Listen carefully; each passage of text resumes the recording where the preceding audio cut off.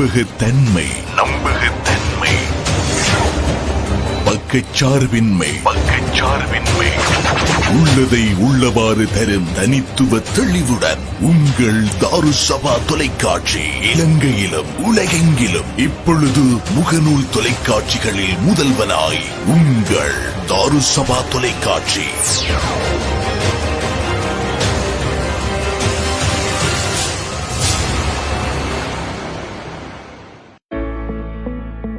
Doctor Jameel memorial hospital. Eye surgery, கண் சத்திர சிகிச்சை, மூக்கு கண்ணாடிக்கான இலவச கண் பரிசோதனை. டாக்டர் ஜமீல் மெமோரியல் ஹாஸ்பிட்டல், இலக்கம் 37, காசிம் வீதி, கல்முனை. ஹாட்லைன் 0672229188. அதிநவீன தொழில்நுட்ப உபகரணங்களை பயன்படுத்தி சத்திர சிகிச்சைகள், தரம் வாய்ந்த கண் வில்லைகள்,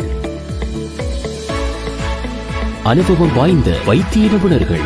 டாக்டர் ஜமீல் மெமோரியல் ஹாஸ்பிட்டல் பல வருட அனுபவம் பெற்ற கண் சத்திர சிகிச்சை நிபுணர்கள் மூலம் ஜப்பானிய தரத்தில் கண் லென்ஸ்களை கொண்டு ஒவ்வொரு மாதமும் கண் சத்திர சிகிச்சைகள் நியாய கட்டணத்தில், ஏனைய வைத்தியசாலைகளை விட குறைந்த கட்டணத்தில். 36 ஆண்டுகள் அனுபவம் பெற்றது தரம் வாய்ந்த டாக்டர் ஜமீல் மெமோரியல் ஹாஸ்பிட்டல் சகல வசதிகளையும் கொண்டு கண் சத்திர சிகிச்சை உட்பட அனைத்து சத்திர சிகிச்சைகளையும் மேற்கொண்டு வருகிறது. Doctor Jameel memorial hospital, 37, Kasim வீதி, கல்முனை. மின்சார கட்டணத்தால் அவதிப்படுபவரா நீங்கள்? கவலையை விடுங்கள். மிக குறைந்த கட்டணத்தில் சோலார் பவர் சிஸ்டம் ஒன்றை கொள்வனவு செய்திடுங்கள். 25 வருட உத்தரவாதம், அதிநவீன தொழில்நுட்பம், திருப்திகரமான சேவைகள். 3 அல்லது 5 வருடங்களில் உங்கள் முதலீட்டினை திருப்பி பெற்றுக் கொள்ளும் வாய்ப்பு இலங்கை மின்வெளி மற்றும் மீள் புத்தாக்க சக்தி அமைச்சினால் அங்கீகரிக்கப்பட்டது. கொள்வனவிற்கு நாடுங்கள். நெட்வெஸ் கம்ப்யூட்டர் சிஸ்டம், இலக்கம் 127, பிரதான வீதி, கல்முனை. தொடர்புகளுக்கு 072858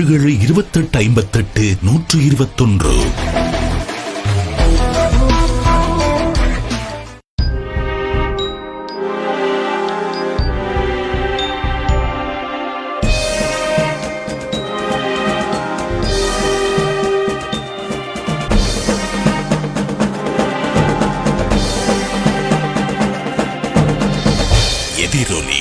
சமகால அரசியல் நிகழ்வுகளை அலசி ஆராயும் நிகழ்ச்சி எதிரொலி.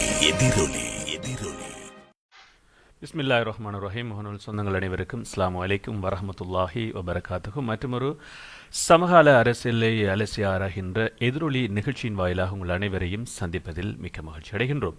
இன்றைய எதிரொலி நிகழ்ச்சியில் கலந்து சிறப்பிக்கின்றார்கள், இணைய வழியினூடாக கலந்து சிறப்பிக்கின்றார்கள் தேசிய காங்கிரசினுடைய பிரதி தலைவர், பிரதம ஆலோசகர், கிட்டத்தட்ட நான் நினைக்கின்றேன் பவள விழா கண்ட மூத்த அரசியல்வாதி, கிட்டத்தட்ட 60 வருடங்களுக்கு மேற்பட்ட அரசியல் அனுபவத்தை கொண்ட ஒரு அரசியல்வாதி என்றால் மிகையாகாது. அவரைத்தான் நாங்கள் இன்றைய தினம் இணைய வழியினூடாக சந்திக்கின்றோம். டாக்டர் ஏ உதுமால் அபி அவர்களை நாங்கள் சந்திக்கின்றோம். அஸ்ஸலாமு அலைக்கும் சார். வலைக்கும் அஸ்ஸலாம் வரஹ்மத்துல்லாஹி வபரகாத்துஹு. எதிரொலி நிகழ்ச்சியினூடாக சமகால அரசியல்களை நாங்கள் அலசி ஆராய்ந்து கொண்டிருக்கின்றோம். குறிப்பாக இப்பொழுது 20வது திருத்தச் சட்டம் திருத்தப்பட்டு விட்டது. அதுபோல இப்பொழுது பட்ஜெட் வாக்கெடுப்புகள் இப்பொழுது முன்முறமாக சென்று கொண்டிருக்கின்ற இந்த சந்தர்ப்பத்திலே நாங்கள் ஒரு விடயத்தை கேட்க வேண்டும். குறிப்பாக தந்தை செல்வநாயகம் அவர்களோடு இணைந்து நீங்கள் ஆரம்பத்திலே அரசியலை செய்து இப்பொழுது கிட்டத்தட்ட பவள விழா கண்ட ஒரு மூத்த அரசியல்வாதியாக நீங்கள் ஒருவர் இருக்கின்றீர்கள். இந்த நிலையிலே நீங்கள் அன்று கண்ட அந்த அரசியல் நிலைப்பாட்டுக்கும் இப்பொழுது இருக்கின்ற அந்த அரசியல் நிலைப்பாட்டுக்கும் எவ்வாறான நீங்கள் வேற்றுமை ஒற்றுமையை காணுகின்றீர்கள்? பிஸ்மில்லாஹிர் ரஹ்மானிர் ரஹீம். இந்த உங்களுடைய இந்த கேள்வி ஒரு முக்கியமான கேள்வி. அன்றிருந்த அரசியல் நிலைக்கும் இன்றிருந்த அரசியலுக்கும் இடையிலே மிகப்பெரிய வித்தியாசம் இருக்கிறது. அன்றைக்கு இருந்த அரசியல், அதாவது இந்த வீதாசார பிரதிநிதித்துவம் வருவதற்கு முன்பு இருந்த அரசியல் வேறு, வீதாசார பிரதிநிதித்துவம் வந்ததுக்கு பிறகு உள்ள அரசியல் வேறு. வீதாசார பிரதிநிதித்துவம் வருவதற்கு முன்பு தேர்தல் தொகுதிகளுக்கான தேர்தல் நடக்கும். அந்த தொகுதிகளிலே ஒரு கட்சிக்கு ஒருவர் தான் கேட்கலாம். அதிலும் மிகவும் படித்தவர்கள், விஷயம் தெரிந்தவர்கள், அரசியலில் தெளிவு கண்டவர்கள், ம் அனுபவசாலிகள், இப்படி ஒரு நல்ல தரத்தில் உள்ளவர்களை தான் தேர்தலில் வேட்பாளராக கட்சிகள் போடும். ம்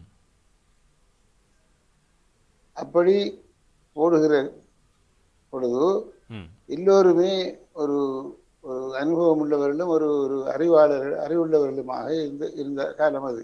ம் அப்போதெல்லாம் பெரியவர்கள், வயது வந்தவருடைய கையிலே தான் அரசியல் இருந்தது. ம் அதாவது இளைஞர்கள், வாலிபர்கள் எல்லாம் அரசியலை பற்றி நினைப்பதும் இல்லை, அதிலே பங்களிப்பு செய்வதும் இல்லை.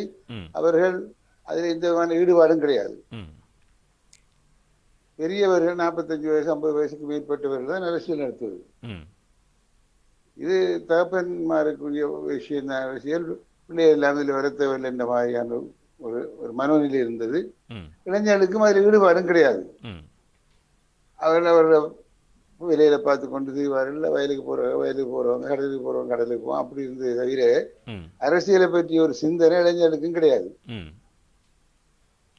அப்ப இந்த வயதான அவர்கள் மட்டும் அரசியலில் ஈடுபட்டு ம் வாக்களிப்பதன் மூலம் மிகவும் கல்வித்துறையில மிகவும் முன்னேறினவர்கள், பெரிய பட்டதாரிகள், ம் சட்டத்தரணிகள், ம் அறிவுள்ளவர்கள் தான் தெரிவு செய்வார்கள். ம் ம் அப்படி இருந்த அரசியல் ம் விகிதாசார பிரதிநிதித்துவத்துக்கு பிறகு மாறி ம் ஒரு தேர்தல் தொகுதியிலே, மாவட்டத்திலே ஒரு 15 பேரை போட வேண்டும் என்றால் ம் வேட்பாளர்களாக, ம் அதுல 1-2 பேர் தான் அவங்களுக்கு வெல்லக்கூடிய நினைக்கிறாக்களை, கொஞ்சம் விஷயம் உள்ள ஆக்களை போட்டுட்டு ம் மற்ற ஆக்கள் எல்லாம் யாருன்னு தெரியாத ஆக்கள், ம் அட்ரஸ் இல்லாத ஆக்களை எல்லாம் போட தொடங்கினாங்க. ம் ம் ம் ம் போட தொடங்கின உடனே அவர்களும் நாங்களும் அரசியல்வாதிகள் தான், நாங்களும் தலைவர்கள் தான், ம் நாங்களும் பார்லமெண்டத்துக்கு போறதுக்கு கேட்கிறோம் என்ற ஒரு மனோநிலை அவர்களுக்கு ஏற்பட்டது. ம் ம் ம் ம் ம் ஏற்பட்டு அந்த உண்மையான பொருத்தமான ஆட்களுக்கு ஒரு சவாலாக கூட அவர்கள் வர துவங்கினார்கள். ம் ம் ம் சவாலாக வந்து இந்த தேர்தலில் அந்த இருந்த அந்த பழைய அந்த தரம் இல்லாமல் போய்விட்டது. ம் ம் ம் ம் ம் இல்லாமல் போய்த்தான் இன்றைக்கும் கூட நீங்க பார்லமெண்டத்தில் ம் இருக்கிற ஆட்களை பார்த்தா ஒரு 225 பேர்ல அதிகமான ஆட்கள் ஓயல் கூட படிக்காதவர்கள் இருப்பாங்க. ம் ம் ம் ம் அப்ப யார் என்றாலும் பரவாயில்ல கேட்கலாம் என்ற ஒரு நிலை வந்துட்டு, ம் அந்த நிலை வந்ததுக்கு பிறகு ம் இளைஞர்களுடைய ஈடுபாடும் இந்த பக்கம் பெற தொடங்கிச்சு. ம்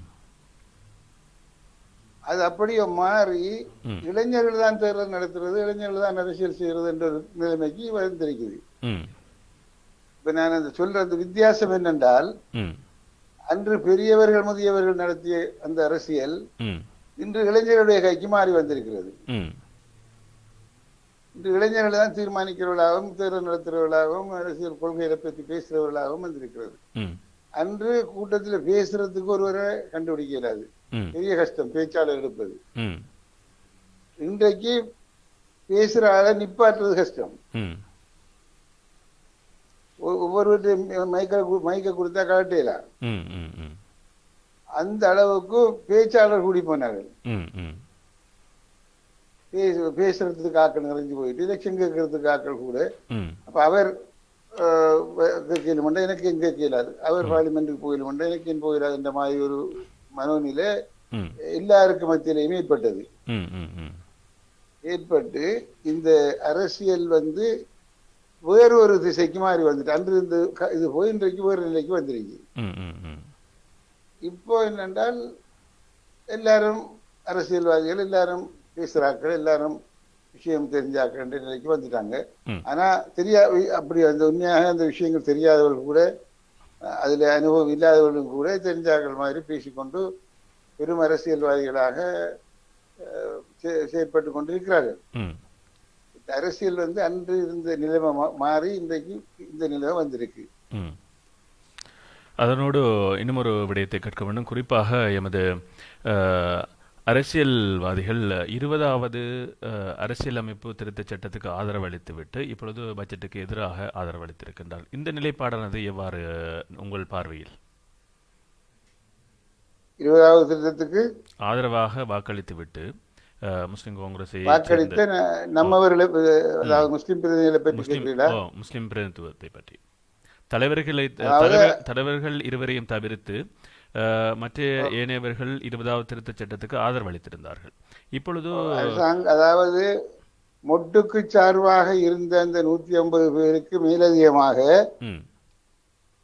மற்ற நமது முஸ்லிம் எம்பிமார் கொஞ்சம் பேர் வாக்களித்தாங்க. அவங்கள பற்றி கேட்குறீங்க. இப்பொழுது அவர்கள் பட்ஜெட்டுக்கு எதிராக வாக்களித்திருக்கின்றார்கள். இந்த நிலைப்பாடு எவ்வாறு? பட்ஜெட்டுக்கு இல்லை, 20வது திருத்தத்துக்கு. 20வது திருத்தத்துக்கு ஆதரவாகவும் பட்ஜெட்டுக்கு எதிராகவும். பட்ஜெட்டுக்கு எதிராகவும் சிலர் எதிராகவும் சிலர் வாக்களிக்காமலும் இருந்தாங்க, வாக்களிப்பில் கலந்து கொள்ளாம. ஆனா 20வது திருத்தத்துக்கு இந்த முஸ்லிம் காங்கிரஸை சேர்ந்தவர்களும் மக்கள் கட்சியை சேர்ந்த உறுப்பினர்களும் வாக்களித்தார்கள், சேர்ந்து வாக்களித்தார்கள். அவர்கள் வாக்களித்தது ஏன் என்று இன்னும் மக்களுக்கும் தெரியல, அவங்களுக்கு தெரியுமோ தெரியாது. ஏதாவது ஒரு நிபந்தனையின் அடிப்படையில் அல்லது ஒரு டிமாண்டை வச்சு, ஒரு கோரிக்கையை வச்சு, அல்லது ஒரு சமூகத்துக்கு ஏதாவது ஒரு நன்மையை செய்ய வேண்டும் என்ற அடிப்படையில அவங்க ஒரு கோரிக்கை வைத்ததன் மூலம் அவர் ஆதரவளித்ததாக தெரியவில்லை. அப்படி ஒன்றுமில்லை. அவர்களுக்கு தனிப்பட்ட முறையில் ஏதாவது நன்மைகள் இருக்குமோ தெரியாது. ஆனா அரசாங்கத்துக்கு சார்பாக வாக்களித்தாங்க. அரசாங்கத்துக்கு சார்பாக வாக்களிக்க வேண்டும் என்றால் ஜனாதிபதி தேர்தலில் மொட்டு வெற்றி பெற்றது.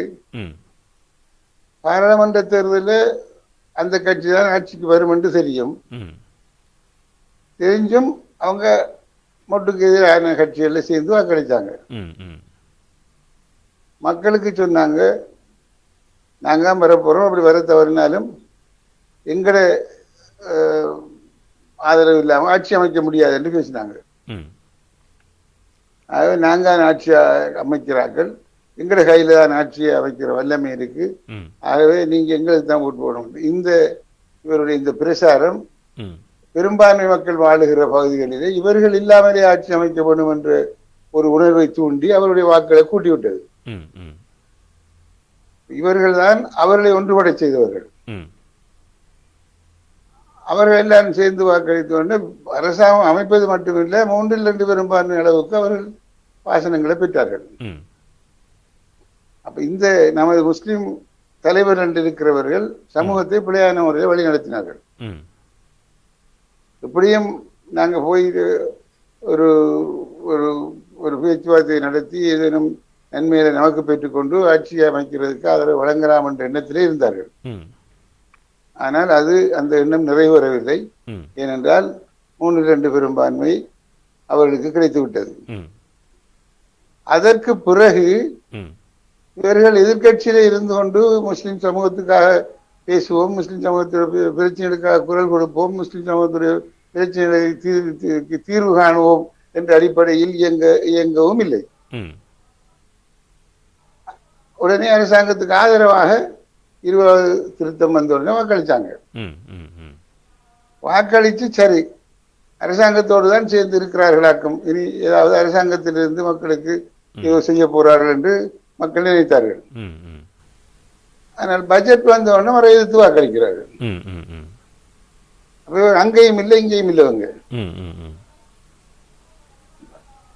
இந்தியாவில் இருந்தால் மறைந்த தலைவர் அஷ்ரோ அவர்கள் எதிர்கட்சியிலே 5 ஆண்டுகள் ஒரு டேர்ம் இருந்து எதிர்கட்சியிலே இருந்து மக்களுக்கு என்ன செய்யலாம், எப்படி செய்யலாம், ஒரு எம்பி என்னென்ன எல்லாம் செய்யலாம் என்பதை செய்து காட்டினார்.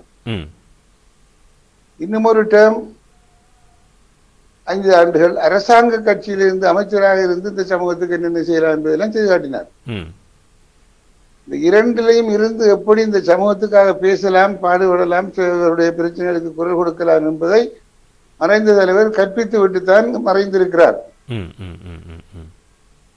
அவற்றையெல்லாம் தெரிந்து கொண்டவர்கள், அந்த கட்சியிலே வந்தவர்கள் இன்றைக்கு அந்த கொள்கையிலிருந்து முடிவட்டு அந்த அந்த அவருடைய வழிகாட்டுதலும் கூட அவர்கள் இல்லை. இன்றைக்கு அவர்கள் இப்போது எங்க போய் எப்படி எந்த கம்பில தொங்கலாம் என்று செய்யறாங்க. அங்கால போனா தலைவர்மார் சொல்றாங்க, இனியாலும் மனச்சாட்சியை பாவிச்சு எங்க போட்டு பண்ணுங்கன்றாங்க. ஓட் பண்ணின உடனே சொல்றாங்க, எங்களுக்கு தெரியாம எங்களோட மனச்சாட்சிக்கு விரோதமாக செய்தாங்க, எங்களுக்கு எதிராக செய்தாங்க. அவங்க போட்டாக்களுக்கு கேட்டு அவங்க சொல்றாங்க, நாங்க மனச்சாட்சிக்கு ஓட் போட்டோம்ன்றாங்க.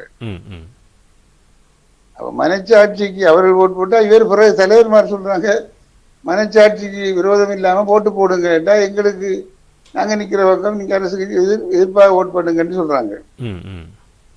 இப்படி ஒரு குழம்பிய நிலைமை. ஒரு உறுதியான ஒரு கொள்கையோ அல்லது போக்கோ இல்லை அவரிடத்தில். அவர்கள் ஏன் இப்படி நடந்து கொள்ற மக்களை இன்னமும் ஏமாற்றி மக்களுடைய வாக்கு எடுக்கிற விஷயங்கள் அவங்க ஒரு கொள்கையின் அடிப்படையில் இல்லையே, வேறு வேறு விதமான விஷயங்களை துவேசத்தை அதை அப்படி கிளப்பித்தான் வெற்றி அடைகிறாங்க. வெற்றி அடைஞ்சிட்டு போனதுக்கு பிறகாவது மக்களுக்காவது ஏதாவது செய்வோமான்ற மாதிரியான ஒரு நடவடிக்கை அங்க காணல. எங்களுடைய சமூகத்துக்கு நீங்க என்ன செய்தா நாங்க ஓட் பண்றோம் உங்களுக்கு என்று சொல்லி அப்படி செய்ததாகவும் இல்லை. இத்தனை பிரச்சனை இருக்கு, அந்த பிரச்சனைகளை பத்தி அவங்க பேசல. அதெல்லாத்தையும் புறந்தள்ளி விட்டு யாருமே அறியாத ஒரு காரணத்துக்கு, அவங்க மட்டும் அறிந்த ஒரு காரணத்துக்காக வாக்களிக்கிறாங்க. அதுக்கு பலரும் பல மாதிரியான கருத்தை சொல்லுவாங்க. காசு வாங்கிட்டு ஓட் பண்ணினாங்கம்பாங்க, அல்லது ஏதோ பதவி கேட்கறதுக்கு ஓட் பண்ணாங்கன்றாங்க. சில அதாவது அமைச்சர் பதவி கொடுக்காம விட்டா நாங்க ஓட் பண்ணுவோம் ஓட் பண்ணு சொல்றாங்க. இப்படி இத்தனை பல நிபந்தனைகளை வச்சு செய்திருக்கிறாங்க கதைகள். அது எல்லாம் கதைகளே தவிர அவங்கள வாயால் ஒன்றும் வரல. அவங்க இன்னும் அது என்ன அவங்க நிலைப்பாடுன்றதை சரியா தெளிவுபடுத்தவும் இல்லை. தெளிவுபடுத்தி அடுத்த பட்ஜெட்ல எதிராக ஓட் பண்ண மாட்டாங்க. இந்த தெளிவா இல்லை. இந்த குழப்பமான நிலைமைக்கு உங்களுடைய அந்த அரசியல் அனுபவத்திலிருந்து நீங்கள் சொல்கின்ற பதில் என்ன? இவர்களுடைய இந்த குழப்பமான நிலைமைக்கு, இந்த எமது அரசியல்வாதிகளுடைய இந்த இவ்வாறான குழப்பமான நிலைமைக்கு ஏன் வந்தார்கள் என்று உங்களுடைய அந்த அரசியல் அனுபவத்தில் நீங்கள் நினைக்கின்றீர்கள்? என்னுடைய கணிப்பு அல்ல கருத்து கேட்கிறீங்களா? உங்களுடைய தனிப்பட்ட கருத்து, உங்களுடைய அரசியல் அனுபவத்தில். அவங்க வந்து தான் நான் இப்ப சொன்னேனே, அதாவது அவங்களுக்கு தனிப்பட்ட முறையில் ஏதாவது அனுமதித்திருக்க வேணும். அதை அவங்க பேசிக் கொண்டிருக்கிறார், அதை கேட்க மாட்டாங்க. இப்ப ஒரு முஸ்லிம் காங்கிரஸ் கேட்டு வெற்றி பெற்ற ஒரு பாராளுமன்ற உறுப்பினர்கிட்ட எதிர்கட்சியில இருந்து இன்னொரு எம்பி 20 ரூபாய் கொடுத்து போட் பண்ணு பார்லிமெண்ட்டுக்குள்ளேயே சொல்ற ஒரு நிலைமை இருந்துச்சு. அப்ப அந்த காசுக்கு ஓட்டு பண்றாங்கன்றத காட்டி என்பதை சொல்லி இவர்களை அவமானப்படுத்துற மாதிரி நடந்து கொண்டார்கள் அந்த மாதிரி. அப்ப அது ஒரு விதமான ஒரு சிலருடைய அனுமானம். என்னட்ட கேட்டாலும் நான் அவங்களுக்கு அவங்க தனிப்பட்ட நிலைமைக்காக போயிருக்க கூடும் என்று சொல்லலாம். என்ன நமக்கு தெரியாத உண்மை என்னண்டு ஏன் போயிருப்பாங்க என்றத நாம கணிச்சு சொல்லல. அவங்களுக்கு உள்ள அதுக்கு இத்தனை விஷயங்கள் இருக்கும். அது அவங்க தான் சொல்லணும் நாங்க இதுக்காகத்தான் போனோம். நாங்க இது போனதுக்கு சமூகத்துக்காக, முஸ்லிம் சமூகத்துக்கு நன்மை கிடைக்கக்கூடிய வகையில ஏதேனும் ஒரு விஷயம் நடைபெற வேணும் என்பதற்காக நாங்க போனோம் என்று அவங்க சொல்லுவாங்கன்றா அவங்க என்ன நன்மையை எதிர்பார்த்தாங்க, என்னத்தை சொன்னாங்க, என்ன டிமாண்ட வச்சாங்க, அதை ஏற்றுக்கொண்டது அரசாங்கம் இல்லையா என்பதையெல்லாம் அவர் சொல்லலாம். எதையுமே சொல்லாமல் நான் சும்மா இருந்த மாதிரி அங்கால போட்டாங்க. பிறகு வந்தாங்க, அமைச்சராக போறாங்களாம் என்று சொல்லி ஒரு கதை வந்தது. பிறகு பார்த்தா ஒன்றையும் காணல. அதுவும் அவங்களுக்கு அப்படி ஒரு ஒரு ஒரு உடன்பாடு இருக்குமெண்டா, ஒரு உடன்படிக்கை இருக்குமெண்டா அதை கூட அவங்க பகிரங்கமா சொல்லலாம் தானே. இப்ப நாங்க இத்தனை ஒரு கேபினெட் மினிஸ்ட்ரியும் இந்த ஸ்டேட் மினிஸ்ட்ரி எல்லாம் நாங்க கேட்டு அங்கீகாரம் பெற்றுக்கொண்டு போயிருக்கிறோம் என்று சொன்னா அப்படி இருந்தா அப்படி சொல்லலாம்.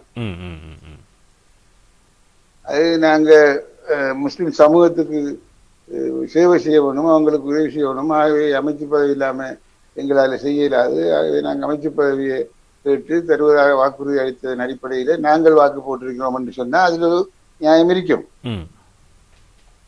அதையும் சொல்றாங்க இல்ல, அரசாங்க பக்கத்துல இருந்தும் எங்களுக்கு எதுவும் கொடுக்கறதான கதையும் இல்லை. ஒன்றுமே இல்லாம போய் வாக்கு போட்டிருக்கிறாங்க என்றுதான் இன்றைக்கு நமக்கு வெளிப்படை. சொல்லுங்க, தொடர்ச்சியா பேசலாம், சொல்லுங்க. அதுதான் இப்ப எங்களுக்கு வெளிப்படையா தெரியுது. உள்ளுக்கு நம்ம இருந்தா அவங்க அதை சொல்லணும். என்ன சமூகம் பார்த்து கொண்டிருக்கு, வாக்களித்த மக்கள் இருக்கிறாங்க. உண்மையிலேயே மொட்டுக்காராக்கள் காதை வலிக்கும் என்றா அவங்க மொட்டில கேட்டுக்கலாம், இல்லாட்டி தனியா அவங்க கட்சிகள்ல மரத்துல கேட்டு வென்று போய் ஒரு டிமாண்டை வச்சு கொண்டு பேசிருக்கலாம். இது டெலிபோன்ல கேட்டாங்க. கடைசியா அந்த ஆக்களே எதிர்கட்சியில வந்திருக்கிறாங்க. அவங்களோடையும் இறுக்கமான ஒரு உறவை வச்சுக்கொண்டு அந்த பக்கத்தில் உறுதியா இருக்கவும் இல்லை. அங்கேயும் அங்க ஆக்கள் மாறிட்டாங்க. கொள்கைவாதிகள் இல்லை அல்லது அவங்க ஒரு ஸ்திரமான நம்பிக்கைக்குரியவர்கள் இல்லை என்று சொல்ற ஒரு நிலைமை அங்கேயும் தோற்று வீசிட்டாங்க. இந்தியாலையும் இவங்க உறுதிப்பாடாக இல்லை, ஒரு தரம் போட்டு போடுறாங்க, மற்ற போட்டு ஒன்றுக்கு இன்னொன்றுக்கு விடுறாங்க. இவங்க எங்களோடையும் உறுதியாக இல்லை என்ற நிலையை அரசாங்கத்துக்குள்ளேயும் ஏற்படுத்தி கொண்டாங்க. அப்ப இது ஒரு பியக்காற்ற விஷயம். மக்கள் ஏமாந்து போனாங்க. அதுதான் வாக்களித்த வாக்காளர் பெருமக்கள் ஏமாந்து போய் நிற்கிறாங்க. இதே மாதிரி அவங்க எத்தனையோ தடவை ஏமாத்தி இருக்கிறாங்க. ஏமாத்தி போட்டு போய் அமைச்சராயிருவாங்க. இந்த மாதிரிதான் மாட்டிக்கொண்டாங்க. முந்தி எப்படியோ என்னத்தையோ சொல்லி அதை சொல்லி தேசத்தை கிளப்பி மஹிந்த குடும்பத்துக்கு முழு மோசமாக அவங்கள பேசி இதெல்லாம் செய்து போட்டு போய் அங்கால சேர்ந்து அமைச்சராயிருவாங்க. இப்ப அது கூட இல்லாத ஒரு நிலைமைக்கு வந்திருக்கிறாங்க. இவங்கள இந்த பிரசாரங்களாலதான் அவங்க 3-2 பெரும்பான்மை எடுக்கிற அளவுக்கு வாக்குகளை பெரும்பான்மை மக்களிடத்திலிருந்து பெற்றிருக்கிறாங்க. நான் முந்தி சொன்னது போல. அப்ப அது அந்த நிலைமை அங்க உருவாக்கின ஆக்களே இவங்க தான். இந்த சமூகம் இல்லாம, சிறுபான்மை சமூகம் இல்லாம ஆட்சி அமைக்கலாம் என்றதை அவங்களுக்கு படிப்பிச்சிருக்கிறாங்க. இன்றைக்கு பெரும்பான்மை சமூகத்திலிருந்து இந்த ஆட்சிக்கு வந்தவர்கள் சொல்ல நினைக்கிற விஷயம் என்னன்னா, நாங்க அவங்களோட உதவி செய்யல, எங்களுக்கு மைனாரிட்டிஸ், நாங்க தனியா ஆட்சிக்கு வரலாம், தனியா 3-2 எடுக்கலாம். அப்படியானா அந்த மைனாரிட்டிஸ் எங்களுக்கு தேவையில்லை என்ற நிலைமையே உருவாக்கி வைக்கிறாங்க. அப்ப அவங்க இப்ப பாக்குறது, அவங்களுடைய மத உரிமாறு அவங்க எல்லாம் சொல்றது என்னன்னா, நாங்க தனி சிங்கள நாட்டை, தனி சிங்கள அரசாங்கத்தை உருவாக்கி பௌத்த சிங்கள நாடாக இதை நடத்துறேன்னு சொல்லவும் தான் நாங்க எல்லாம் போட்டு உங்களுக்கு இவ்வளவு பெரும்பான்மையை தந்தது. நீங்க இப்ப அவர்களுக்கு எல்லாம் உதவி செய்ய போனீங்கன்னா நீங்க எங்களுக்கு துரோகம் செய்யறீங்க, எங்களுக்கு சொன்ன கொள்கை நீங்க பேசின பேச்சுக்களுக்கு விரோதமா நடக்கிறீங்க. ஆனபடியா நாங்க அவங்களுக்கு இன்னும் செய்யறதையோ, அவங்க அமைச்சு பதவிகளுக்கு கொடுக்கறதையோ அல்லது அவங்கள கேபினெட்ல எடுக்கிறதையோ நாங்க ஏற்றுக்கொள்ள மாட்டோம். இருக்கிற கேபினெட்ல இருக்கிற ஒரு ஆளையும் கூட திருத்தி அடிங்க என்று பேசுறாங்க. அவங்க நிலைப்பாடு அப்படி வந்ததுக்கு காரணம் என்னென்றா, அவங்க தனியாகவே ஆட்சி அமைக்கக்கூடிய ஒரு சக்தியாக இருக்கிறார்கள் என்பதை நிரூபித்ததுதான். அப்படி நிரூபித்ததால இன்றைக்கு மிகவும் பலவீனமான நிலையில எங்களுடைய சிறுபான்மை சமூகங்கள் இருக்குது. நிச்சயமாக இதுபோல நாங்கள் தொடர்ச்சியாக பேசலாம். ஒரு சிறிய இடைவேளைக்கு பிறகு நாங்கள் மீண்டும் சந்திக்கலாம். எதிரொலி நிகழ்ச்சியோடு நாங்கள் இணைந்திருக்கின்றோம்.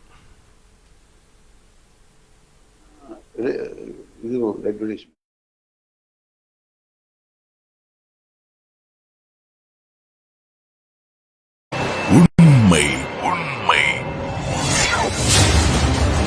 நம்பகத்தன்மை நம்பகத்தன்மை, பக்கச்சார்பின்மை பக்கச்சார்பின்மை, உள்ளதை உள்ளவாறு தரும் தனித்துவ தெளிவுடன் உங்கள் தாருசபா தொலைக்காட்சி. இலங்கையிலும் உலகெங்கிலும் இப்பொழுது முகநூல் தொலைக்காட்சிகளில் முதல்வனாய் உங்கள் தாருசபா தொலைக்காட்சி.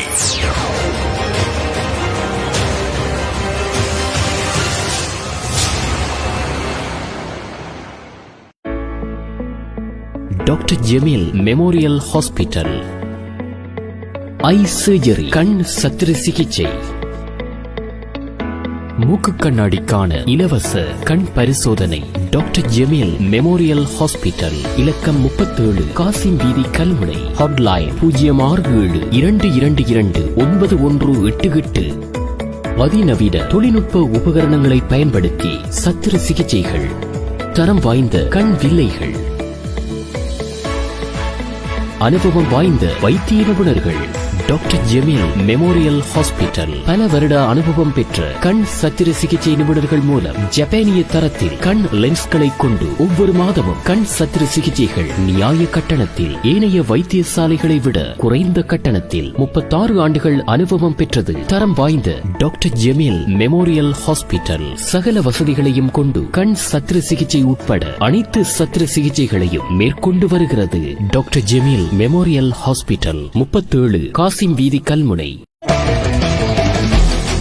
மின்சார கட்டணத்தால் அவதிப்படுபவரா நீங்கள்? கவலையை விடுங்கள். மிக குறைந்த கட்டணத்தில் சோலார் பவர் சிஸ்டம் ஒன்றை கொள்வனவு செய்திடுங்கள். 25 வருட உத்தரவாதம், அதிநவீன தொழில்நுட்பம், திருப்திகரமான சேவைகள். 3 அல்லது 5 வருடங்களில் உங்கள் முதலீட்டினை திருப்பி பெற்றுக் கொள்ளும் வாய்ப்பு. இலங்கை மின்வெளி மற்றும் மீள் புத்தாக்க சக்தி அமைச்சினால் அங்கீகரிக்கப்பட்டது. கொள்வனவிற்கு நாடுங்கள். நெட்வெஸ் கம்ப்யூட்டர் சிஸ்டம். இலக்கம் 127 பிரதான வீதி கல்முனை. தொடர்புகளுக்கு 07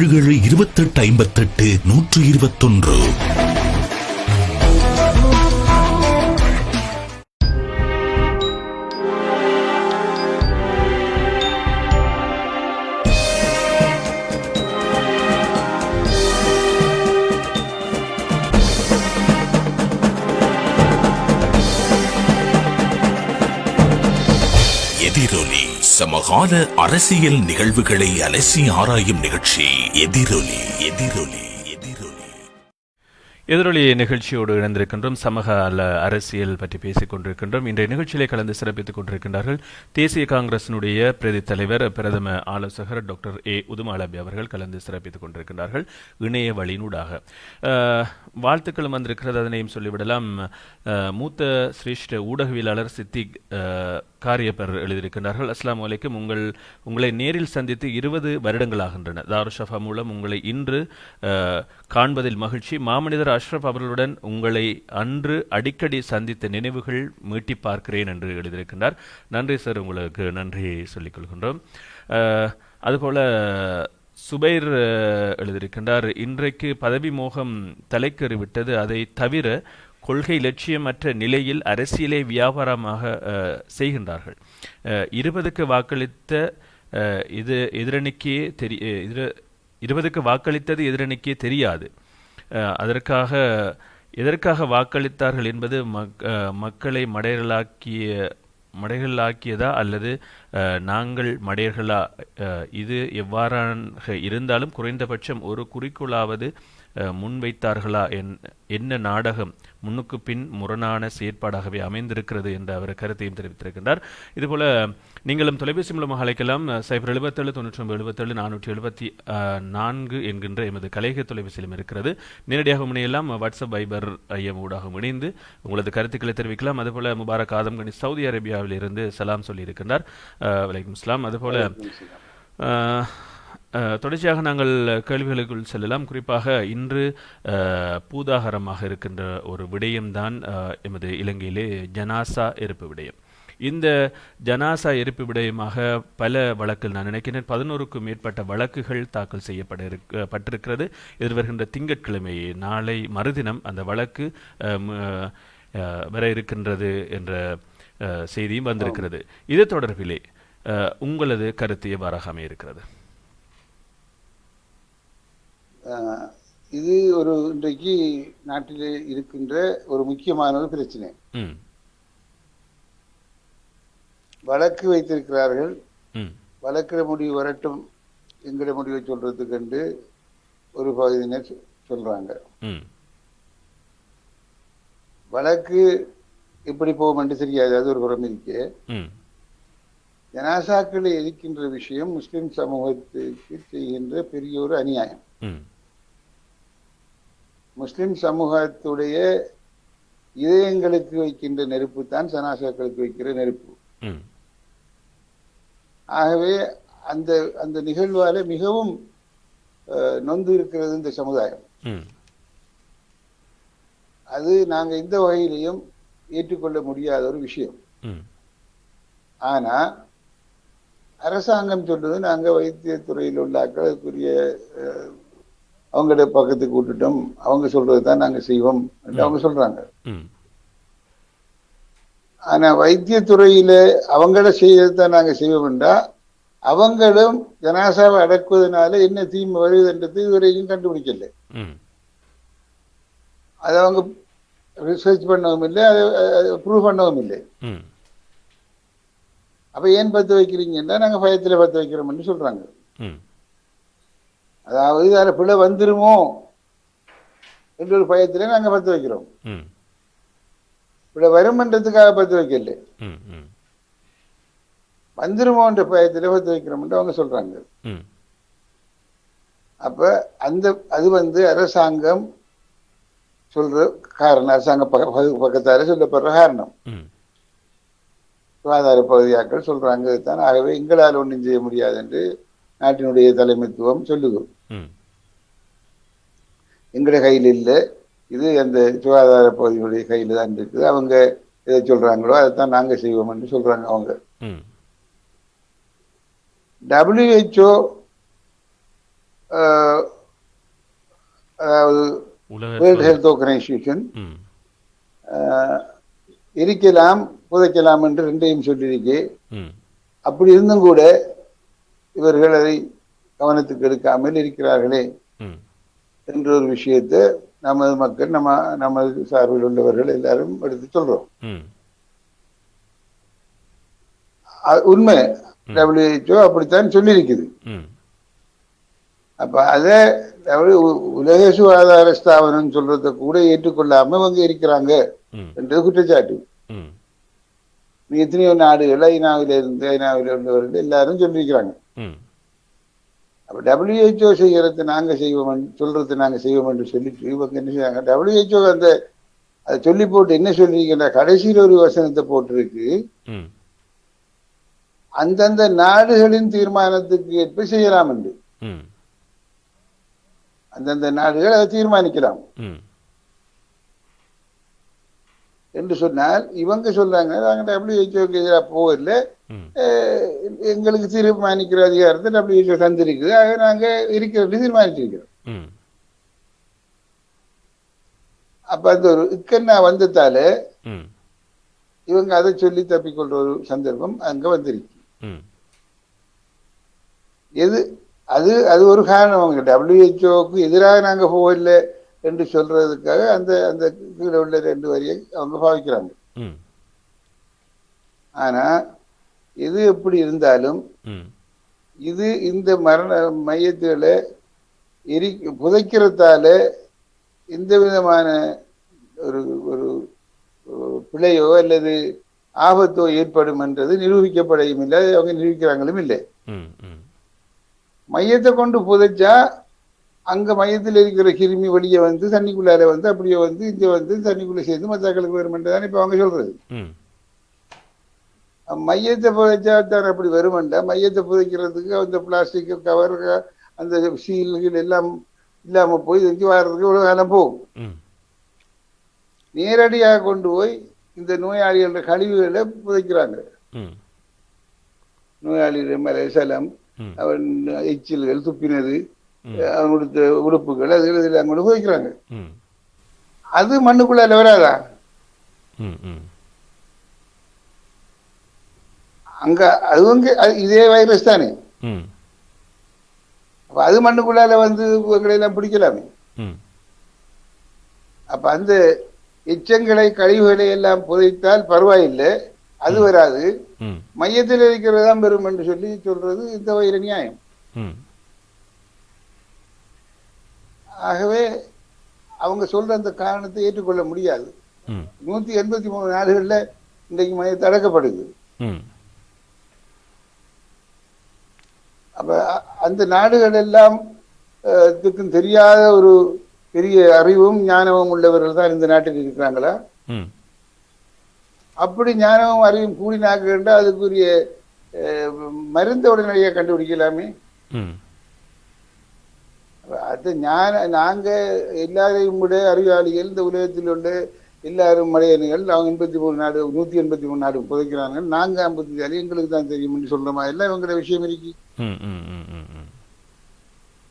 அப்ப அப்படி இல்லை. அப்ப என்ன சொல்ற, இது ஒரு தூப்பத்தை, அதாவது இது ஒரு தீவு, எல்லா இடத்துலயும் தண்ணி இருக்கு.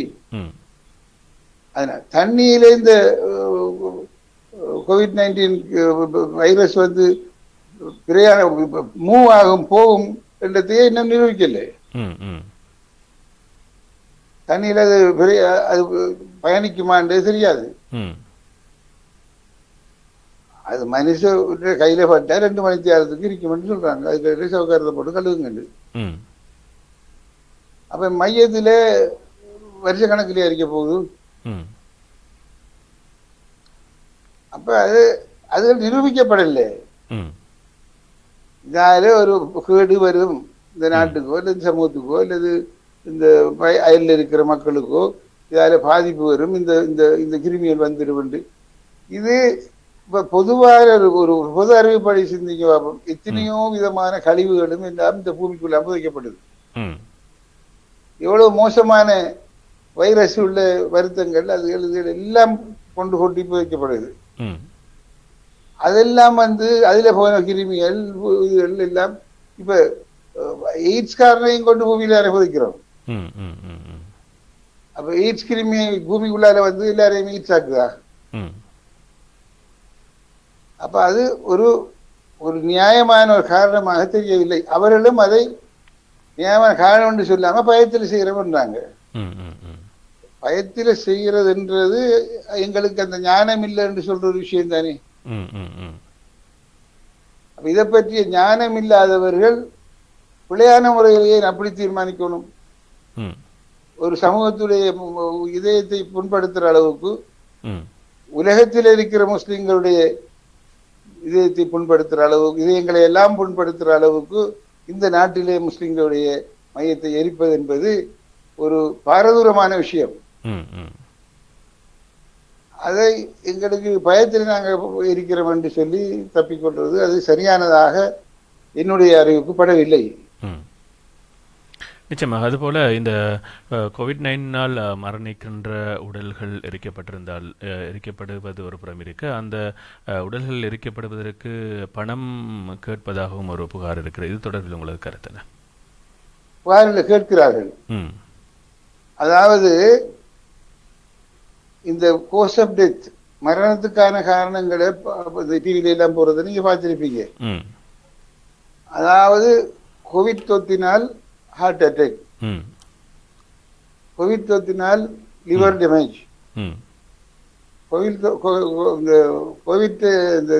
தொற்றினால் நிமோனியா,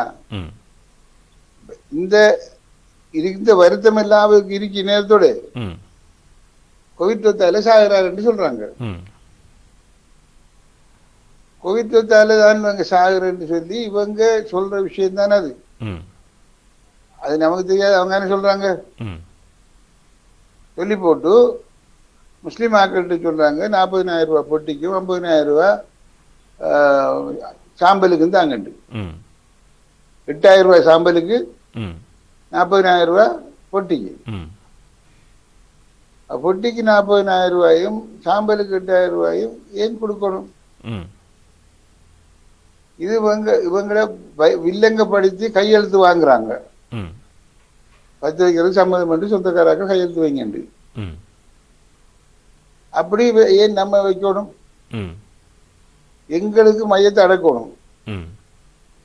மையத்தை அடக்கிறதுக்கு நிசா பத்து வைக்கணும். நீ எங்கிட்ட காசு வாங்கி சொந்த சில சூனியம் செய்ய சொல்றேன். நாங்க எங்கட மையத்தை அடக்க கூடாது, எரிக்க கூடாது. எரிச்சா எங்களுக்கு இருக்கிறது எங்கட இதயங்களை இருக்கிற மாதிரி இருக்கிற அந்த வேதனையோடு இருக்கிற நீங்க காசு கேட்கறீங்க எங்கட மையத்தை இருக்கிறதுக்கு. எங்கட சேவைக்கு இல்லையே நீங்க இருக்கிறீங்க. எங்கட விருப்பத்துக்கு மாறாக எங்கட இதயங்களை புண்ணாக்கி கொண்டு நீங்க இருக்கிறீங்க. நீங்க இருக்கிறா அப்படி செய்யணும், நீங்க செய்யுங்க. பொட்டியும் இல்லை காசிம் எங்களுக்கு சாம்பல் இருந்தது, சாம்பலை கொண்டு போய் என்னது எங்களுக்கு சாம்பல், ம் சாம்பலுக்கு 8000 கேட்க. ம் நீங்க மையத்தை பத்து சாம்பலாக்கி போட்டு அது சாம்பல் விற்கல. ம் இது ஒன்றும் சரி வர 40 மில்ல 8 மில்லு ம் மையத்தை அடக்குறா எங்க எடுத்தாங்க.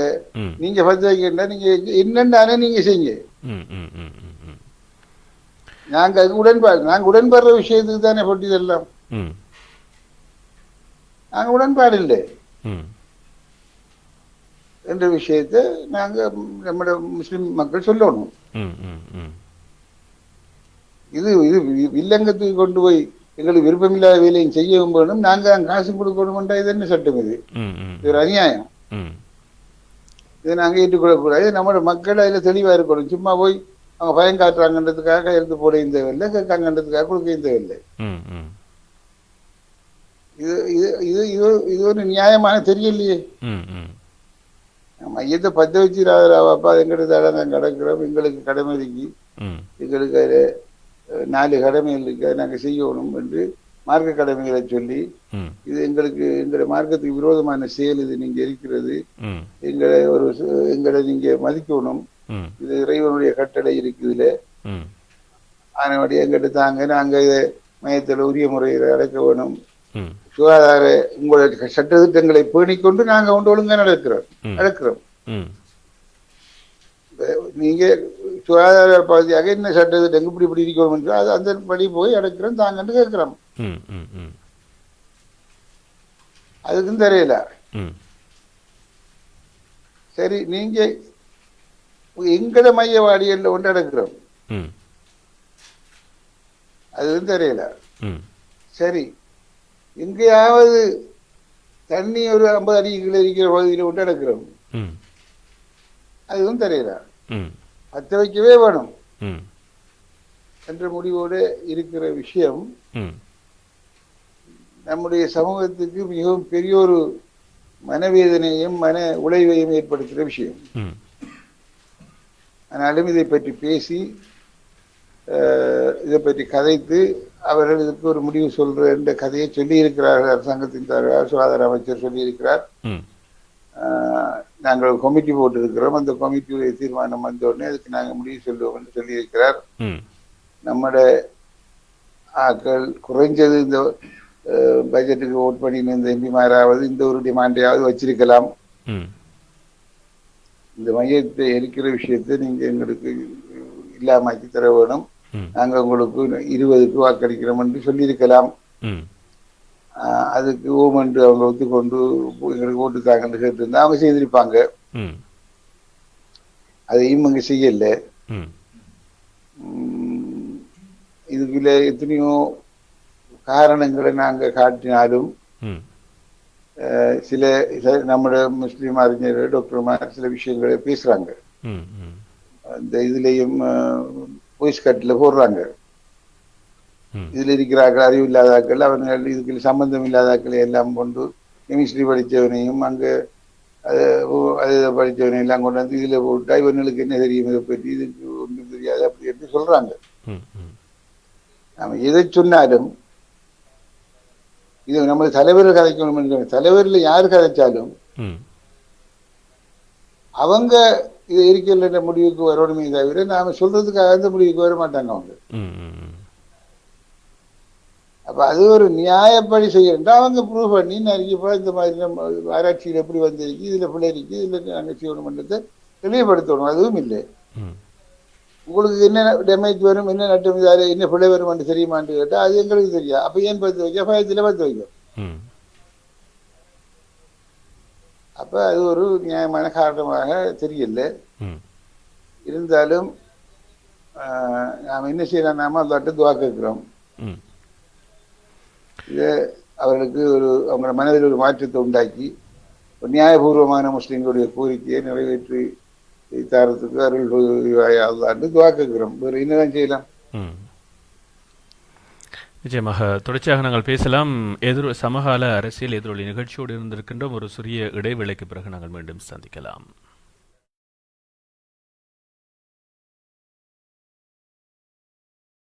உண்மை உண்மை நம்பகத்தன்மை பக்கச்சார்பின்மை உள்ளதை உள்ளவாறு தரும் தனித்துவ தெளிவுடன் உங்கள் தாருசபா தொலைக்காட்சி இலங்கையிலும் உலகெங்கிலும் இப்பொழுது முகநூல் தொலைக்காட்சிகளில் முதல்வனாய் உங்கள் தாருசபா தொலைக்காட்சி.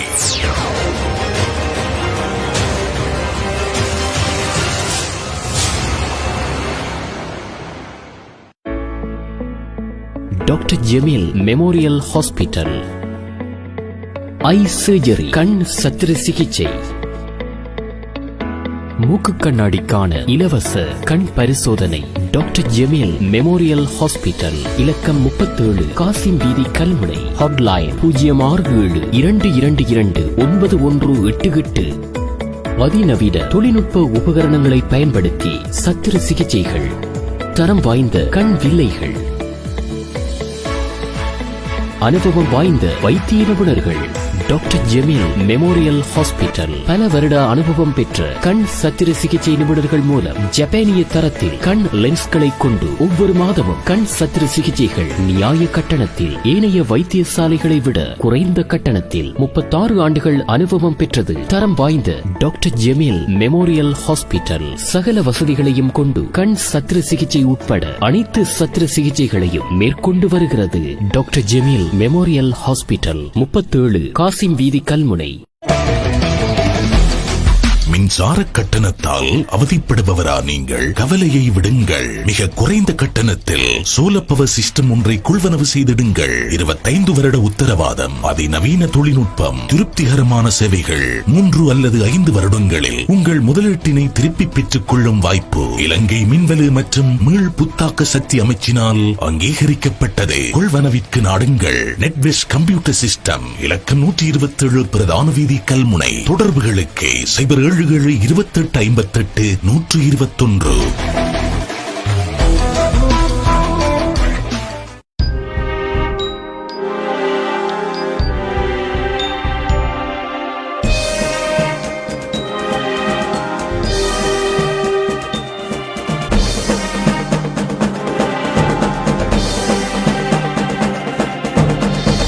எதிரொலி.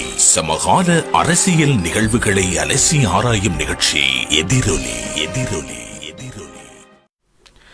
சமகால அரசியல் நிகழ்வுகளை ஆராய்கின்ற எதிரொலி நிகழ்ச்சியோடு இணைந்திருக்கின்றோம். இன்றைய எதிரொலி நிகழ்ச்சியில் கலந்து சிறப்பித்துக் கொண்டிருக்கின்றார்கள் 60 வருடகால அனுபவத்தை கொண்ட மூத்த அரசியல்வாதிகளில் ஒருவர், அதுபோல தேசிய காங்கிரசினுடைய பிரதி தலைவர், பிரதம ஆலோசகர் டாக்டர் ஏ உதுமாலபி அவர்கள் இணைந்திருக்கின்றார்கள். இப்பொழுது அழைப்பில் ஒரு நேர் இருக்கின்றார், அவரை இணைத்துக் கொள்ளலாம். ஹலோ ஹலோ, அஸ்ஸலாமு அலைக்கும். வலைக்கும் ஸலாம் வரஹ்மத்துல்லாஹி வபரகாத்துஹு. யார் எங்கிருந்து கேட்குறீங்க? நான் நீண்டூர் ஜலீல். நீண்டூர் ஜலீல், சொல்லுங்கள். நீங்க நேரடியாக டாக்டர் உதுமாலபி அவர்களிடம் பேசலாம். அஸ்ஸலாமு அலைக்கும் சார். வலைக்கும் அஸ்ஸலாம் வரஹ்மத்துல்லாஹி வபரகாத்துஹு. சொல்லுங்க ஜலீல். சாரோட அடிக்கடி நீண்ட கால தொடர்பு இருக்கிறது. முஸ்லிம் காங்கிரஸ் ஆரம்ப காலத்தில இருந்து இதுவரைக்கும் என்னன்னா மேடை பேச்சில, முஸ்லிம் காங்கிரஸ் மேடை பேச்சில சுவாரஸ்யமாக பேசக்கூடிய 2 பேர், ஒன்று நீங்க, மற்ற தொப்பி மைதீன் சார். சார், என்ன விஷயம் நான் எடுத்தது இந்த ஜனாசா எரிப்பு சம்பந்தமாக நீங்க நல்ல விஷயம் சொன்னீங்க. சொந்த காசிலேயே சூனியம் செய்யற நிலப்பாடு மாதிரி எங்களோட முஸ்லிம் மக்கள் தள்ளப்பட்டிருக்காங்கன்னு சொல்லி. அதாவது இந்த ஜனாசா எரிப்பு சம்பந்தமாக கூடுதலாக எங்களோட முஸ்லிம் காங்கிரஸ், அடுத்தது மக்கள் காங்கிரஸ். ஹலோ, பேசலாம். சொல்லுங்க. முஸ்லிம் காங்கிரஸ், ரிஷாட் பதுவுதீன் சார் கட்சி அப்படின்னு சொல்லி எதிர்கட்சியில இருக்கிறவங்கள பக்கம் மட்டும்தான் கூடுதலாக சாடப்படுது. ஆனா ஆளும் கட்சியில இருக்கிற எங்கட மூத்த அரசியல்வாதிகள், பாராளுமன்ற உறுப்பினர்களும் இருக்காங்க. ஏன் அவங்க வாய்மூடியாக மௌனிகளா இருக்கிறாங்க? நன்றி ஜலீல். அதான் உங்களோட கேள்வி. ஹலோ. சொல்லுங்கள் ஜலீல். அதான் உங்களுடைய கேள்வி.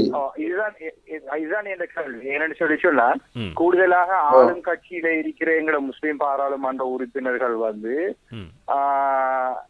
மஹிந்த ராஜபக்ஷ குடும்பத்துக்கு புகழாரம் பாடிக்கொண்டுதான் இருக்காங்களே ஒழிய எங்கட பிரச்சனைய தமிழ் அரசியல் பாராளுமன்ற உறுப்பினர்கள் மாதிரி பாராளுமன்றத்துல தைரியமாக தட்டி கேட்கிற ஒரு நிலப்பாட காணல.